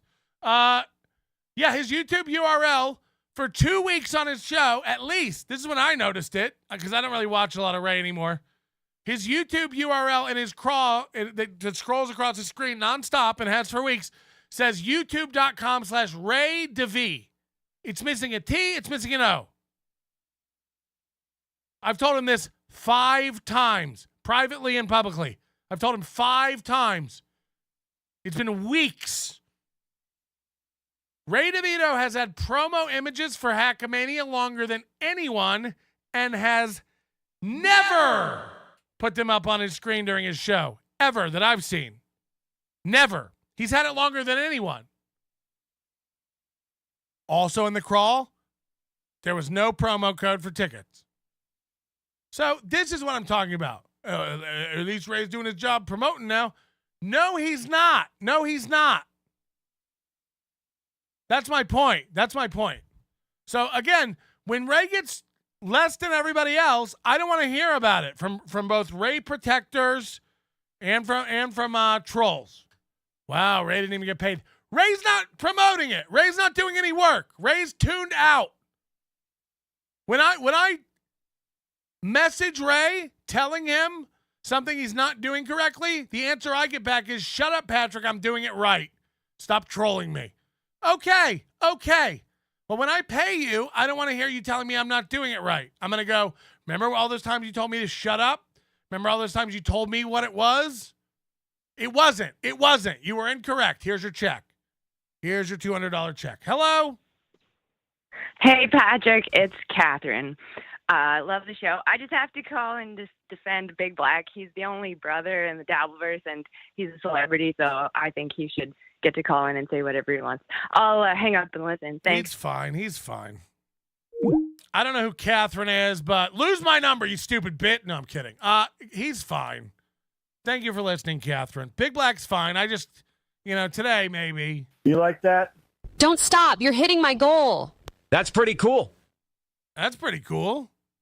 There were a bunch of guys tag teaming April in my Tahoe. I went out there to get I had left my pocket knife in the cup holder. I went out there to get it, opened the door, the light came on. I saw a lot of things leaking out of a lot of holes. I was like, whoa, April. Pretty cool. Black Eyed Sue member for 10 months. April yelled, "I thought it was you." A flirty text. April yelled, "I thought it was you." A flirty text. Is that a haiku? April yelled no, could have been a haiku. And one of them says to me, and I grabbed a root beer. Yeah. And they said, "Are you not drinking? Have you quit drinking?" They said, "Have you quit drinking?" I'm like, "No, I drank last night." And they said, "Well, yeah, I know you drank last night. But are you quitting drinking?" I said, "I know you drank last night." Now they're questioning if you quit drinking completely today. Right. I said, "No, I am not quitting drinking. I'm having a root beer." And I told them, I said, "I don't like drinking 2 days in a row. Like, I just don't like waking up with." Have you seen your night show? You guys drink every night show. So that's a fucking lie. I don't like to drink 2 days in a row. You drink every night show. That feeling in my mouth and my headache. And then drinking again. I don't, it just seems counterintuitive. I want to recover and everything else and eat and bloat and all that, go through the hangover process. Eat hash browns. And they looked at me like I was a fucking Martian. And it's so strange to the gaslighting of watching someone make you feel weird because you're having a root beer. Did they hit the goal today? Did they hit the goal? Did they hit the goal last night? Because I'm going to guess they didn't because they went 2 hours, 17 minutes. And if he hit the goal, he would have done an extra half hour, right? 03-3705. Let's see what's up. I want to know if they hit the goal this morning. I want to know if they hit the goal last night. Here's this morning's show. That's pretty cool. Good morning, everybody, and welcome to the Steel Toe Morning Show. I'm Aaron. Right next to me is Johnny. And I got a few things I need to talk about this morning. Oh, boy. The ribs bothering you again? I'm not saying I got to go in yet, but I think that day is rapidly approaching. Because if they're... Is he going to go to the hospital for something that happened Sunday night? It's Tuesday.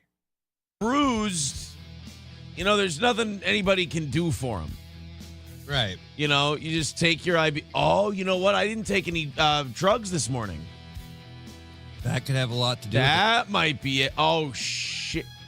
Oh, no, I still have. Okay, I'm not out. I've got drugs. I've got ibuprofen.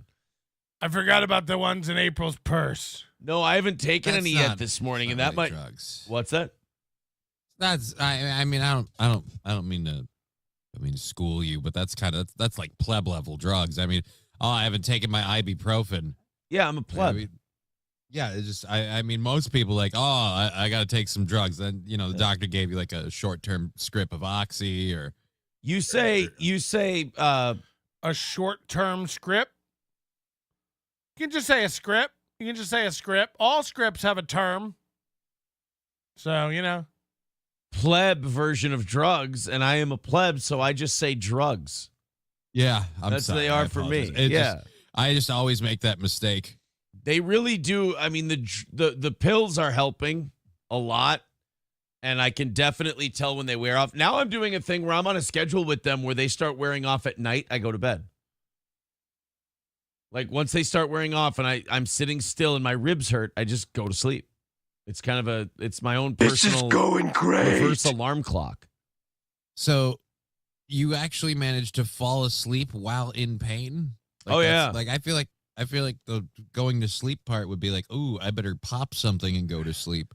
As long as I lie still. Hey, what does a liar do when he dies? He lies still. He lies still. No. Yeah, I fall asleep when his ribs hurting. But it's day. Let's see, Sunday. So if I hurt them on Saturday, is Sunday technically day one? Yeah. Okay. Sunday's day one. Sunday, the Monday, incident Tuesday. is day 0. Okay, so I'm on day 3, and they hurt considerably, and the rib pain is moved. It's now moved up, like near the tit, where before it was under the tit. I can't even get my breast binder on. So now, so that's definitely more in the range of bruise. Okay, good. I'm just gonna take that as long as I hear. So Johnny told him it was a bruise, and he's like, "Oh, okay, nothing to worry about then." It's like Ray talking to Joe List about a T-shirt. Joe List said it was cool, so I imagine it won't be any problem. It's like Johnny's not a doctor, and Johnny's like, it's probably a bruise. If it moved up, it moved up. Yeah, it probably bruised then. He's like, oh, okay, good. I won't worry. Sure. As long as I hear what I want to hear, I'm good. Breaker or fracture is going to be like that pain's going to be significant and not immediate, but I mean, that's going to be day 1, like right away. You're going to feel that. He feels it. When the fine security guards at a shithole in Edinburgh called, what was that place called? It's a hotel now on Cowgate. It's like, it was like 5 different floors of like a nightclub. And some of the guards broke my ribs in 2016 there. And I didn't go to the hospital for a week. I didn't go. I was carrying a backpack and it was fucking hurting, a real heavy backpack. Walking around those Edinburgh streets. Oh, God. What was that place called? And they broke my ribs and I didn't know. And I went and got a scan done a week later. And there were 2 fractured ribs. I had 2 broken ribs. And they gave me paracetamol, which is just aspirin, just Tylenol. That's what they'll do for your broken ribs. Enjoy. Those will heal up. It's too painful to sleeping hurts, laying hurts. Flanagan's. No. It was like an old building. It was like 5 stories of like different levels of a nightclub. I don't even remember. It doesn't matter. The point is, you can go a long time and not know what it is, but they won't even do anything. Like, what are they going to, they can't fix your ribs. They'll just tell you to like, take it easy and let them heal. The human body is a wonderful thing. Let them heal. The next, the morning after. Yeah. So like if the pain is growing in espionage. Somebody, wow, you do know it. That is it. Espionage. Thank you. I think I was on the Casbah level. Moving, then that's bruise territory. That's bone masses and blood and things and stuff shifting, swelling, and your nerves being unhappy. Yeah. Okay, good. Then we're calling it bruised ribs. Okay, let me see now. How long do they take to heal? 4 to 6 weeks? What the fuck, bro? 4 weeks. Yep, that's what they told me. 4 to 6 weeks. Mine were so bad that you could put your hand on my chest. This is my thing that I was doing to gross friends out. You could put your hand on my chest, and when I breathed in and out deeply, like if I went, you could feel them click. You could feel my ribs go click, click as I breathed in, and it expanded where the bones like, and then when I breathed back in, you would feel it go click, click. You could feel it through my chest, the bones clicking. And all they gave me was fucking aspirin. And that was back when I did have no health insurance. And you I went to the hospital in Edinburgh, and they did my scan. They gave me the pills. And they didn't even take my address or anything. They're just like, what's your name? Yeah, you're a human. We'll fix you up. It was fucking rough, dude. I tore cartilage from my ribs. Yeah, maybe, I don't know. They said it was two of the ribs were fractured. It was savage. I probably hurt them and exacerbated it by waiting a week and walking around and carrying the backpacks and shit for my show. Like, I was hauling around equipment and stuff. I had no idea. And then like that night, even like when it happened, I had no idea I was even hurt. And the adrenaline was so high from like the security guards and shit. And I'm walking back. We walked back to the flat we were renting. And the minute I sat there, so I put my backpack down and I like sat down on the sofa. And the second I sat down on that sofa, I went, fuck. Like, that's the first time I even felt it. It's the first time I even felt it. Like, when it happened, getting thrown down, walking out, the half-a-mile walk to the flat, I didn't feel anything. The adrenaline was so high. The minute I sat, I went, fuck, like something was wrong. And then, like, you can't get comfortable to lay. So you'll know when something's wrong. This thing he's doing, last night he said it was all better. Sunday night it was painful. His butthole hurt from getting punched in the butthole. I'm not even kidding. Then Monday night he said it was all better, and then Tuesday morning he's like, "Oh, it's so bad." So which is it? It'll get all better or it won't. I mean, if it starts improving, it's gonna get better. It won't be better one day and then, it's all bad again today. Enjoy breathing. 4 to 6 weeks of this shit. Wow, I get 2 losers broken rib story this morning. Yep. Bruised ribs recover in the same manner as fractured ribs, but a bruise takes less time to recover than a fracture. Healing time takes 4 to 6 weeks. So I'm out of commission boxing-wise for a month. You can't get punched in the ribs for a month. Okay. He's going to have to cancel all kinds of fights. If Aaron's out of competition, this is going to change the whole schedule of boxing in Minnesota for weeks. I love that. Don't forget, Aaron hasn't fought in over a year. Aaron hasn't had a boxing match in over a year since an 18-year-old kid knocked him out. An 18-year-old kid TKO'd him. So, Aaron hasn't boxed in a year, and now he wants you to believe it's going to be a big inconvenience if he's not allowed to fight for a month. He's like, hold on, I can't fight for a month? This is going to change my whole schedule. Hold on a minute. Let me Google until I get the answer I want. How long can I... Oh, wait. When can I box after bruised ribs? 6 weeks. Motherfucker. Oh, no. That's bad news. Yeah. You don't have a fight coming up, do you? No, I don't. You don't have a fight coming up, do you? No, thank God. Just cleared my schedule. I don't have a fight coming up. All right, then you're okay. I wouldn't, even if I did, apparently now. Yeah. This sucks that I'm going to have to cancel all the fights I didn't have. Fuck, I was just about to schedule so many fights. This sucks. This sucks. Oh, I was just about to load my schedule up with bouts. I was just about to let a whole bunch of coloreds know.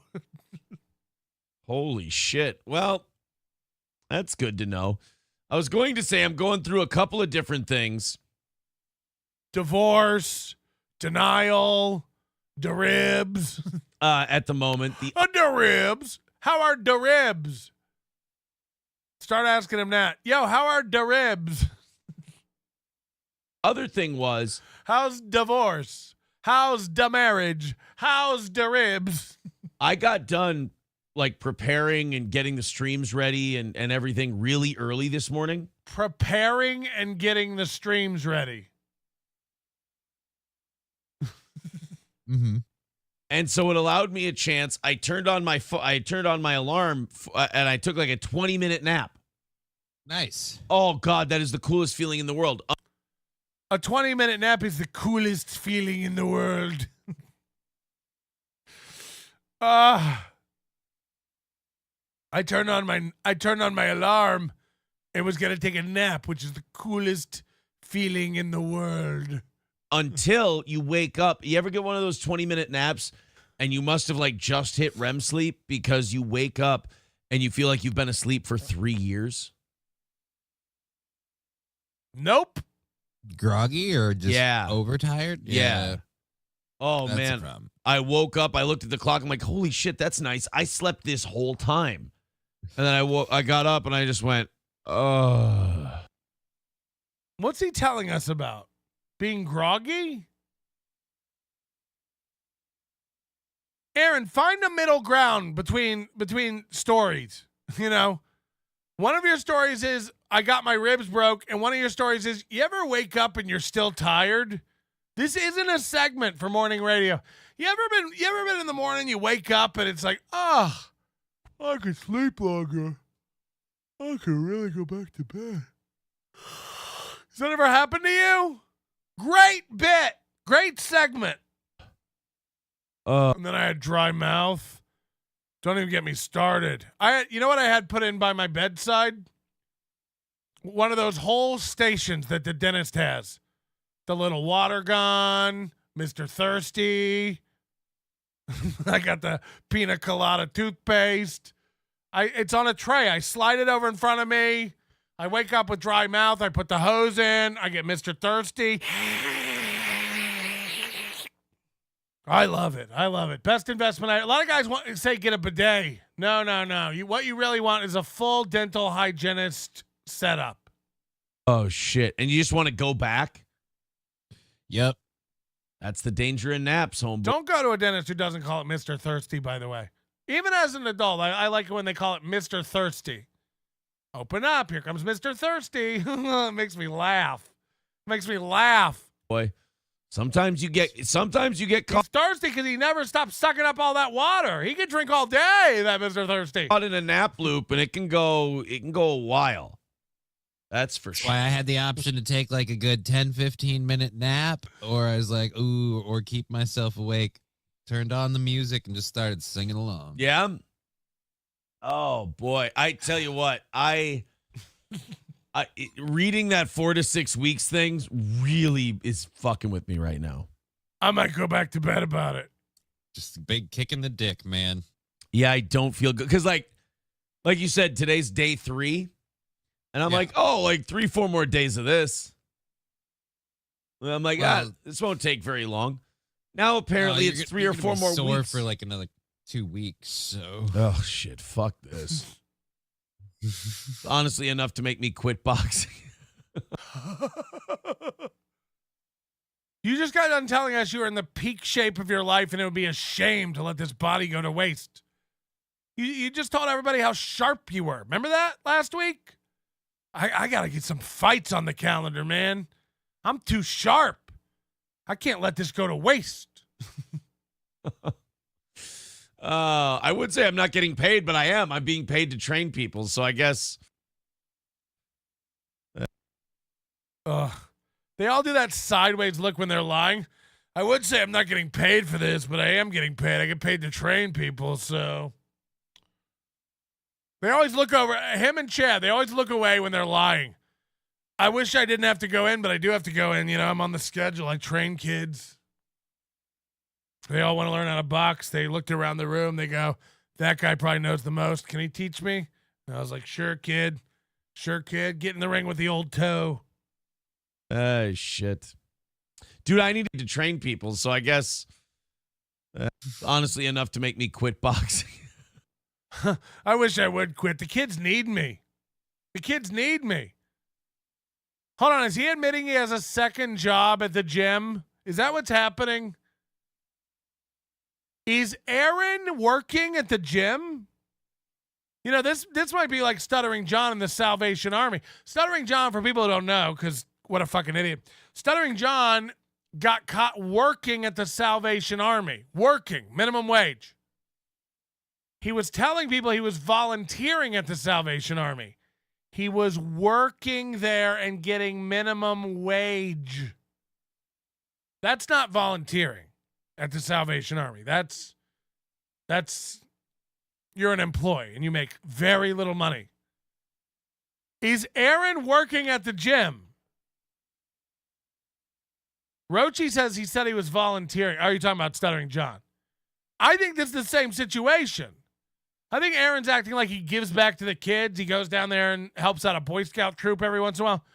I think he's at the gym and this is a job. I think he was going in there one Thursday night. They had a help wanted sign and he's like, you need somebody to teach the kids. You need somebody to teach the kids what's up? I'll show you. You know, I'll get in there. I don't want to do it. I don't really like to teach violence, but if the kids need to know, the kids need to know. Come on. If the kids, I'll show the kid. Anytime you're ready, I'll show the kid. Hey, if the kids need to know. I would say I'm not getting paid, but I am. I'm being paid to train people, so I guess I am pretty cool. I guess I am pretty good. Shit. Dude, I needed so much comfort this morning after my groggy nap in my ribs that I have a blankie on. What makes you tell everyone this? I mean, Jesus Christ. I'm wearing my jelly sandals and a muumuu, but I would never tell anybody nor show it. I'm actually such a pussy. I've got a little blankie on. This morning after my groggy nap in my ribs that I have a blankie on. What is this? That's sad. It was a little chilly downstairs, so I got a blankie. I can't. I got to keep it out of camera view so I look like a professional. Yeah. Well, good thing you pulled it up so we could all see it. Son of a bitch. You're right. I think I have to take some peels a little bit later. And then also, we had a great run of shows yesterday. The morning show, obviously, very good. Obviously. Hello. It's the Steel Toe Morning Show. We're number one in the streets. We got to do that fun Patrick Bet David, Candace Owens stuff. Then we got to do that fun Patrick Bet David, Candace Owens stuff. You guys remember how fun that was? And the hay fever and the Morgan Wallen. We have an update on the Morgan Wallen thing, by the way. And then, dude, last night, the Elisa Jordana stuff. Dude. Yesterday, we had a great run of shows. Obviously, the morning show. If you missed it, go back and watch the last half hour of last night's evening show. It is some old school steel toe shit on that Elisa Jordana thing. Hold on YouTube? How did you guys do that on YouTube? Can't you only do real shit on Rumble Friday? And we'll watch some more of the Elisa thing in a second here. We'll get the morning show audience caught up to speed. Might as well. But yesterday morning's show and last night's show, unbelievably good. I mean, you say this every day about every show. Last night's show, unbelievably good. Yesterday morning show, maybe even better. Only eclipsed by our show last Friday, which, you know, was the best show we'd done since Thursday, which obviously was our best show since Wednesday night. And then, of course, Wednesday morning, don't even get me started on it. And then Tuesday, we had actually two amazing shows that were probably the best shows we've ever done since the Monday night before, where April did it alone, which was our best show ever, except for the Monday morning show, which was also amazing. And the only show better than all that might be our show tomorrow morning. So make sure you're here for that. I mean, it's just like, what the fuck? I've never seen anyone go on and on about how exceptional every show is. Every show is really something. Really something. Go check them out. Bangers, said Johnny. Oh, and last night's show, unbelievably good. Unreal. Some of the best content. Go check them out. Also, today's goal is at 3:30. Thank you for Michael for starting us off today at $20 over on PayPal. Thank you, Michael. Thank you. Classic Michael. Classic PayPal Mike with $20. Michael gave $20. Any last name? No. Michael. Appreciate that. A $20 start to the day. Always appreciated. Coltrane becoming a member at 23 for 23 months says they don't do anything for a broken rib either. I had one in December. Took 6 to 8 weeks before I could go back. You'd know if it was broken. Trust me. Okay.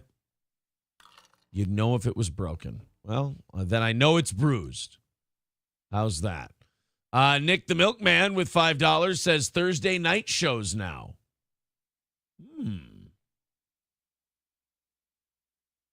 What? That's, you know what? Like take Wednesday off and do a Thursday evening show? Okay. Oh, boy. Maybe I'll take tonight off and rest my ribs and do an evening show on Thursday since I don't have boxing. Rest my ribs. It is true. Because I was doing that show in Edinburgh, I couldn't talk for an hour I had to really slow down. It's like you do a solid hour of stand-up and you feel like you can't catch your breath. You have to really talk like slow and steady and more deliberately because you feel like you can't breathe. You feel like you can't get a lung full of breath. Dude, I really don't hate this idea. Do you guys feel like a Thursday evening show? But I had no choice. I had to go stand and do it every night because it was Edinburgh Fringe. Or I could do one tonight, one Thursday, and do like a split goal. I don't know. A split goal. Do you think he's ever going to do that? Let's just stop for a minute. Is he ever going to be like 125? Give me 125 tonight and I'll do 125 Thursday night. No. Not if he can make 250 for each one. Not if he can make 250 for both nights. Why would he split the goal? I don't know why people get up to all sorts of crazy shit. You want to try Coxstain? You want to try Coxstain? No, you know what? That's not a bad idea because the way they're feeling right now, and usually I take ibuprofen in the morning, so I'm sure that's what's happening. Usually I take ibuprofen in the morning? Every morning? I take a Zyrtec. Usually in the morning I take ibuprofen. That's not good for you. Every morning you take ibuprofen? Or I've just been using them too much because I have been bending over, picking things up, doing things. Oh, regular rolls? Guys, I'm a little exhausted. I've been bending over. Doing stuff. Actually, that's as much as, Mama! as it's painful, like working through the pain is better for your recovery. Really? Your body. Not too aggressively. I mean, You can tell Mooby anything. He's like, really? Oh, I didn't know that. Yeah, you can glue gummy bears to your tits and it'll help your ribs heal. Really? at a certain point when your pain is exacerbated or your actions are exacerbating your pain, kind of want to. You're gonna shit into a Solo cup and recycle it in your monthly recycle. Really? Cut it back, but yeah, you know. Yeah, if you tape it up inside of a Solo cup, they'll recycle your shit. Really? Want to, working through it'll get you recovering a little bit faster. What if it's just his cramps? That's a good point. What if this is just his cramps? He needs some Midol.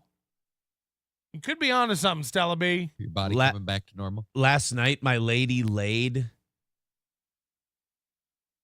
I'm sorry, who? April looks like a really cool bird today. My lady. Recovering a little bit faster. Your body coming back to normal. Last night, my lady laid on this tit right here. Maybe he's talking about somebody else. Maybe the reason, Citizen M, maybe the reason he's not saying April is it's not April. She's been gone for a week. Maybe he got a new one already. We know how fast he moves. We know he's not against cheating. Last night, my lady laid. Like she was leaning She over suckled. No, she was leaning over the bed to like suffocate you in your sleep, to say goodnight because my pain was kicking in. I'm like, I'm gonna go to bed. Dude, last night my lady came in. Oh, bro. My lady got down on her knees and my lady began to service my lady. This is what I call my penis. It's going to be very confusing. So my lady went into my lady's mouth.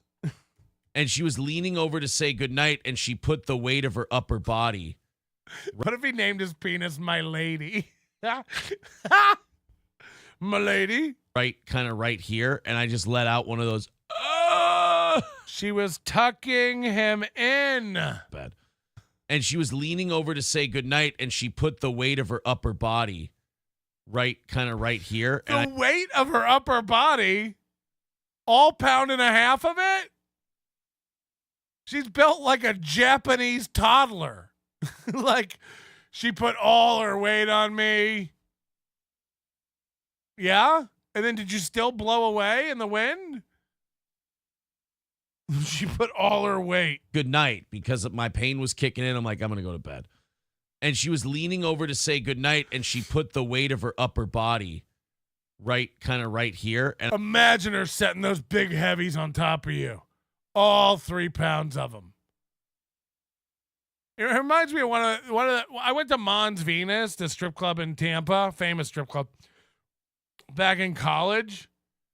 One time, and this chick, she was so annoying. This chick, we're sitting at the stage, and this chick was like stripping, and she's trying to get money out of me. So she comes up to the stage, and they'll like take your face and stick it in their tits and like motorboat you and stuff. Well, this chick had no tits. She had no, she looked like Keanu who had been sanded. And then she kept like grabbing my head and like pulling it in to like put my head in her tits, but there were no tits. So it was just pretty much her bruising my forehead on her breastplate. She just kept, I'll never forget it. It hurt. She was mashing my nose, Felt like Mayim Bialik. It was like, my nose can't be this big, but it wasn't. Her tits were just so small that it felt like she was pulling my head into a fucking skin wall and just, you like that, baby? And I was like, no, ma'am. No, ma'am, I do not. You know? She's like, could you get one of your friends? It's like, I understand that you need money to buy tits, but if my nose is bleeding and I have to leave right after this. And I just let out one of those. So I don't want to blame her because she'll feel fucking terrible. But that area hurts really bad today. Yeah, I can't imagine why she'd ever want to cause you intentional pain. If April, if you ever want to tie him down and torture him and invite over all his podcast enemies to help, that would be a live stream. So I don't know if just that pressure made it worse or we could make so much money. How many people would pay $100 to throw balls at Mooby in a dunk tank? They would. If we got Mooby and the Scrimp, free hotel, free flight to come out to Hackamania. They're not allowed on stage at all, but we keep them outside in the parking lot. Both of them in the tank at the same time, sitting up on that bench. It's $100 for 3 balls, and you get to just dunk them as much as you want. People would pay. You'd pay $100 for 3 balls. And by the way, if you're a good aim, you get to knock them in the tank 3 times. We'll put ice in the tank. We'll make sure it's ice fucking cold. Pelt the fag. Yeah, maybe we'll remove the net and the target altogether. You just throw the ball straight at Mooby and his stupid scrimpy wife. I'd pay $100 for 3 balls. We split the money with them straight up. You guys dunk us in the tank. That'll help the goal. Or if it's just a coincidence, but I am a wreck this morning. Sam V says there's got to be acid in the tank. Maybe something more subtle. Maybe not acid, but something that'll, like, you know, after 10 days makes their skin slough off. Something more slow acting. So we can have the fun with them in the dunk tank all day. But then when they get home, they're like, oh, no, I've made a huge... We got a fish lunch. That nap's starting to feel good, though, now. I'm kind of getting out of the groggy stage. There you go. And I'm liking that I took the 20-minute nap before the show. That is fucking weird how you can, like, sleep for, you know, let's say you usually sleep for 8 hours and instead you sleep for 6. You usually sleep for 6, you sleep for 4. And, like you can not do that. You can get less sleep than you usually get. But they always say, they're like, if you take a 20-minute power nap, that's, like, the best thing for you. No. 40, 45 minutes, not 20. No one says that. No one says a 20-minute power nap is the best thing for you. It's widely researched at this point that around a 40-minute, 45-minute cycle is what's best for the human body. I don't even need to look this up, and I don't even know why I know it. I just know it. I know it. 40, 45 minutes is the perfect power nap.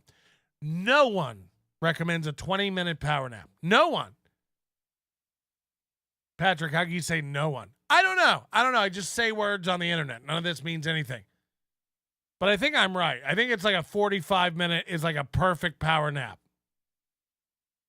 I think 45 minutes is like what they say is like a cycle of REM. Ogen says you're wrong. And you know what? I believe it. There's no consequences for me saying wrong stuff here. So, you're probably right. I am wrong, but I'm going to stand by it. And if anyone tries to correct me or post up alternative facts in the chat, not only will I ban you, I'll probably never podcast again. It wakes you up and has you feeling ready to go. It's just strange how your body can do that. Diesel the Rottweiler gets it. He said, I checked. No one says 20 minutes. 1.5 hours for a complete cycle. Yeah, then that might mean something, though, because I've heard 45 minutes. So that's half of 130. So I'm wondering.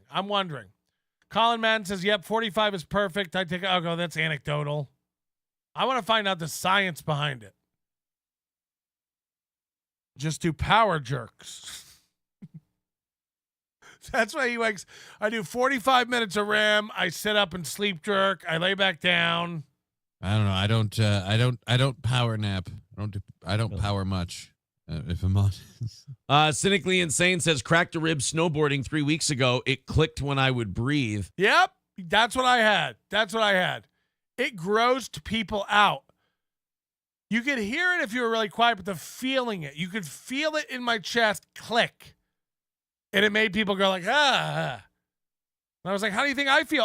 It's in my body. I feel it every time I breathe. And then I was trying to ask the guy, I was trying to ask the doctor. I was like, if I'm breathing and my rib is like rubbing on itself and clicking every time I breathe in, click out, I breathe out, I click in. How does it ever heal? If I'm essentially like every time I breathe, I'm re-breaking the bone. How does it ever heal? I asked him that. I'm like, shouldn't I like try to breathe like shallow so it doesn't click? And he's like, he laughed and said no. And I said, so essentially if I'm snapping it every time I breathe, how will it ever heal? And he literally looked at me and went, the body's amazing.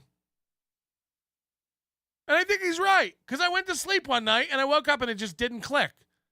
I woke up one morning and it just had stopped clicking. I don't get it. Man up. Mussolini Dip says, you want to take pressure off the rib cage? Just get a double mastectomy. Thanks, buddy. Yeah, imagine them trying to get to his ribs for all that breast tissue. They're like, we can't reach. To the Jake. We're going to have to drill. He says, do you get tummy tickles now? I got back tickles yesterday. He wouldn't answer me. It was like the vet when I was like, how come I have to shampoo my carpets and the dog and give my dog pills and wash all of her toys? It's like, if all the stuff kills the lice, why do I have to do all of it? Can't I just give her a pill, wait a week, and they'll all be dead? Technically, yeah. Okay, then why am I doing all the other stuff? Get out of here. Take a lollipop. Got my ribs laid on, and I got back. These doctors, they don't have to answer your questions. They never have to answer your questions. How's it going to heal if it's breaking all the time? It just does. All right, well, bye. Bye, doctor. I feel like if all you have to know to be a doctor is to just tell people, don't worry about it, what I say goes, it's like, I'm ready. I'm ready to graduate. I already tell people what's what with complete conviction, whether I'm right or wrong. Can I be a doctor? I don't know. I don't know if the back tickles were an apology for the rib laying, but I did get back tickles yesterday. Back tickles. I did get back tickles yesterday.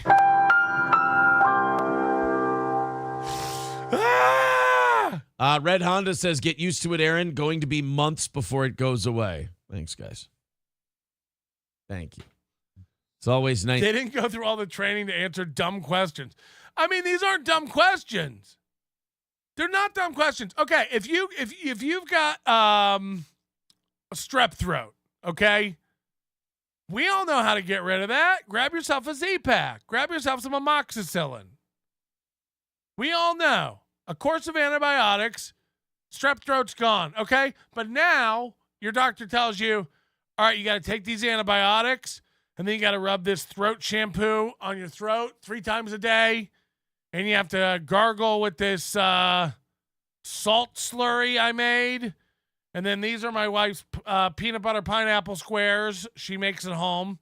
It's a family recipe. Eat 3 of those. And then don't forget, you've got to wash your car every afternoon to get the strep out of that. And you're going to need to pray to Spaghetti God, Spaghetti Monster Man, each and every morning. I'd raise my hand and I'd go, if the antibiotics are going to get rid of it, why do I have to do the cleaning the car and throat shampoo and the Spaghetti Monster, is it? Why do I have to do all that stuff? It's the same thing. It's the same thing. And then the doctor would go like, we don't really know. To tell you the truth, the first guy who had strep throat, he would pray to a spaghetti monster, and he would wash his car every day, and he had a throat shampoo, and we gave him antibiotics. And to be honest, we've never done the research. We don't know which one of those things gets rid of the strep. So now we just tell every patient to do that. And yeah, also to dance around counterclockwise in a circle going, I mean, just say, take the antibiotics. We've done the research. Washing your car doesn't help. Washing your car doesn't help. I just, so again, if I have a pill, so they tell me the lice can't live, they can only live on your dog. They can't live in the carpet. They can't live anywhere else. They'll die. Okay. Here's a pill that makes them not live on your dog. Okay. Sounds like all the lice are going to die now, right? Not so fast, Patrick. You're going to want to wash everything in your house every week, shampoo your carpet, bathe your dog with a special lice shampoo every week for 6 weeks. And I'm like, why would I do all that stuff? You just told me the pill kills them all. Why do I have to do the rain dance? And I know I'm difficult. I'm the asshole, right? I know. I'm the dick. Just because I ask a question. You said the pills get rid of them all. Can we stop talking there? That's all I'm saying. You said the pills kill them all. This will solve it. Let's drop everything else. Let's drop the laundry, the car washes, the shampoo, the tickling. Nice to hear the positivity from this audience. Because nothing is absolute, Patrick. Well, fuck. It's a real 3-body problem over here, isn't it? Netflix. And a Hug and Kiss says, don't bend over much. Thank you. That's very helpful. I appreciate it. It's going to make yours and Nick's relationship a little more difficult. I guess you'll have to get a little creative. The bending over? Well, no. Once you start gay fucking, the adrenaline kicks in and the pain goes away. Whoa. I'm not aware. I don't know. I've never had my butt plumbed. Jason Gilbert says, turn on the heat already. I did turn it up. I had it set to 70. And I turned it up to 73 this morning. So I'm going to be able to shed the blanket in just a little bit.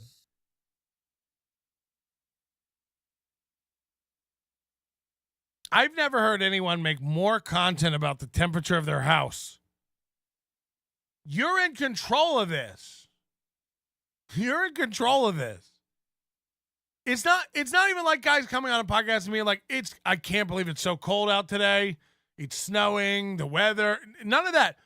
You're complaining about the climate in an environment you have complete control over. Yeah, sorry we're starting late today. I'm wearing a blanket. It's really cold down here today. Huh. If only there were an exact scientific answer to a quandary like that. If only there were a way out of this pickle. It's cold down here today. I might not do a show. It's so cold down here today. I'm wearing a blanket. I got hot pockets in my shoes. I got my dog breathing on my crotch. It's still too cold down here to do a show. Treat yourself to heat, you poor fuck. Is it going that bad? Is it going that badly that you don't have heat? And then every day it's a mystery. Every day it's different. Wow, it's really cold today. We might have to turn the heat on today. It's cold today. Do you have thermostat? Just set it. Treat yourself to an Ecobee. I've got 2. They're great. You're not going to believe this. They have different schedules. Upstairs, downstairs. I just cool and heat the house as I want it. To my liking at all times. It's crazy. You can set it and you can say, I want the basement this temperature at this time every day. Every day it'll do it. It'll just do it. You'll never know. Today's really cold. Today's really hot. You'll go downstairs and it'll just be set. It'll just be what it is. It'll be what you like. Whatever you like. Do you like it 74? You can just make it 74. In the summer, this is going to blow your fucking tits off. In the summer, it'll cool it to 74 if it's a hot day. And in the winter, you can have it heat to 74 if it's a cold day. You can just do it any way you want. You can make it do. A computer will dial it in. And then you don't have to start the show every morning going like, where's my blanket? Looking for a hoodie. Oh, this is crazy down here. It's different than it was yesterday. Beep, boop, boop, boop, beep, boop. These are solutions that everyone else has solved. I swear to God, April and Aaron Imhol are wandering around the wilderness looking for a wheel. These people have no idea how to do anything in life. I don't know where to buy stamps. It's cold down here today. What do we do? I guess wrap a blanket around you like an insane person, or use that thing on your wall over there that just makes it how you like it. Just my idea. Just my idea. I hate it when Melton lies, says AWOL. What did I lie about? Is there no such thing as an air conditioning? I just, I've never seen anyone try to reinvent everything. They're like, guys, we want to give away prizes on a show. So email April if you win. Tell us your address. She'll try to remember. She won't. You'll have to tell her again. She'll write down your address. She'll try to scroll up through it. By the time she mails it, you'll have moved. You'll contact her. Say, did you send it? She won't know. She won't have a record of it. And that's steel toe. They just act like there's no way to do anything. How does anybody mail anything out and track it? How does anybody give anything away and keep track of it? How's anybody selling tickets to anything and keep track of it? How do people mail out merch? How are they doing it? Where do you buy stamps? It's cold today. It's hot today. Late show today. Had to run to the store today. Need an energy drink. We're out of hash browns. I mean, it's just, what is this fucking show? What is this fucking show?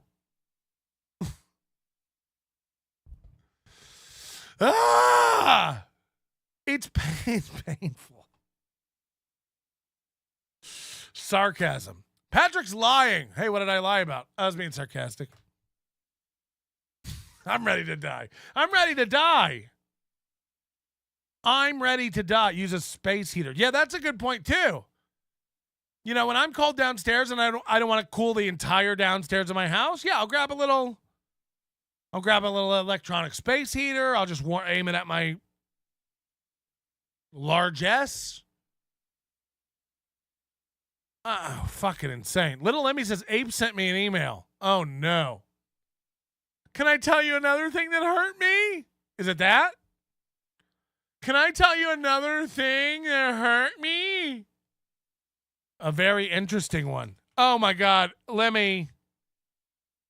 I don't want to be nasty, but I'll suck your clit.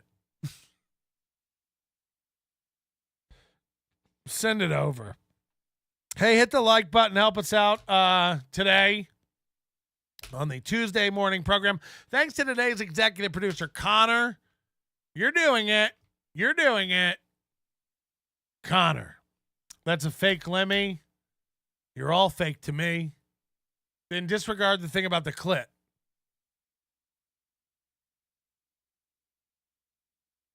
I don't look at you like that at all. Unless.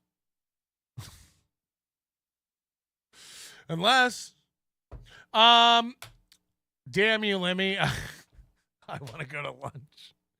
Thanks to all the high rollers for April. So far, we're doing it. We're doing it. The show cannot survive without your support, love, adoration, and skepticism. So bring it in. Bring it on. Bring it in. Bring it on. Yeah, we'll edit that out. Nothing about the clit. Nothing about the clit. Ooh. Can we go? Can we go? We can go. We can go. All right, I'll see you when I see you. I don't know. I might be back today. Should we do an afternoon show?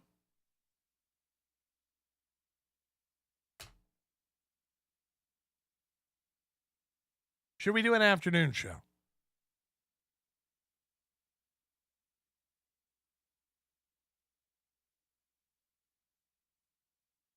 No. Everybody said no. Good point. Your manner is most unbecoming of a gentleman. Would you be high on cigarettes? I don't know if the comedy hasn't hit them yet. They're full-blown retarded or just high on cigarettes. A question posed to stupid hoes who don't get it yet. Excuse me, miss. Are you high on cigarettes? I don't know if the comedy hasn't hit them yet. They're full-blown retarded or just high on cigarettes. All the laughter that you dig, boy, if you listen to the show, boy. Patrick Melton faces have you stacking that low point. It's the low point, not the reason. The reason is fucking gold. Gonna make the taco pony party be a party of soul. To make you vandalize a van with a pedal sticker so bold the family probably get arrested before they get down the road.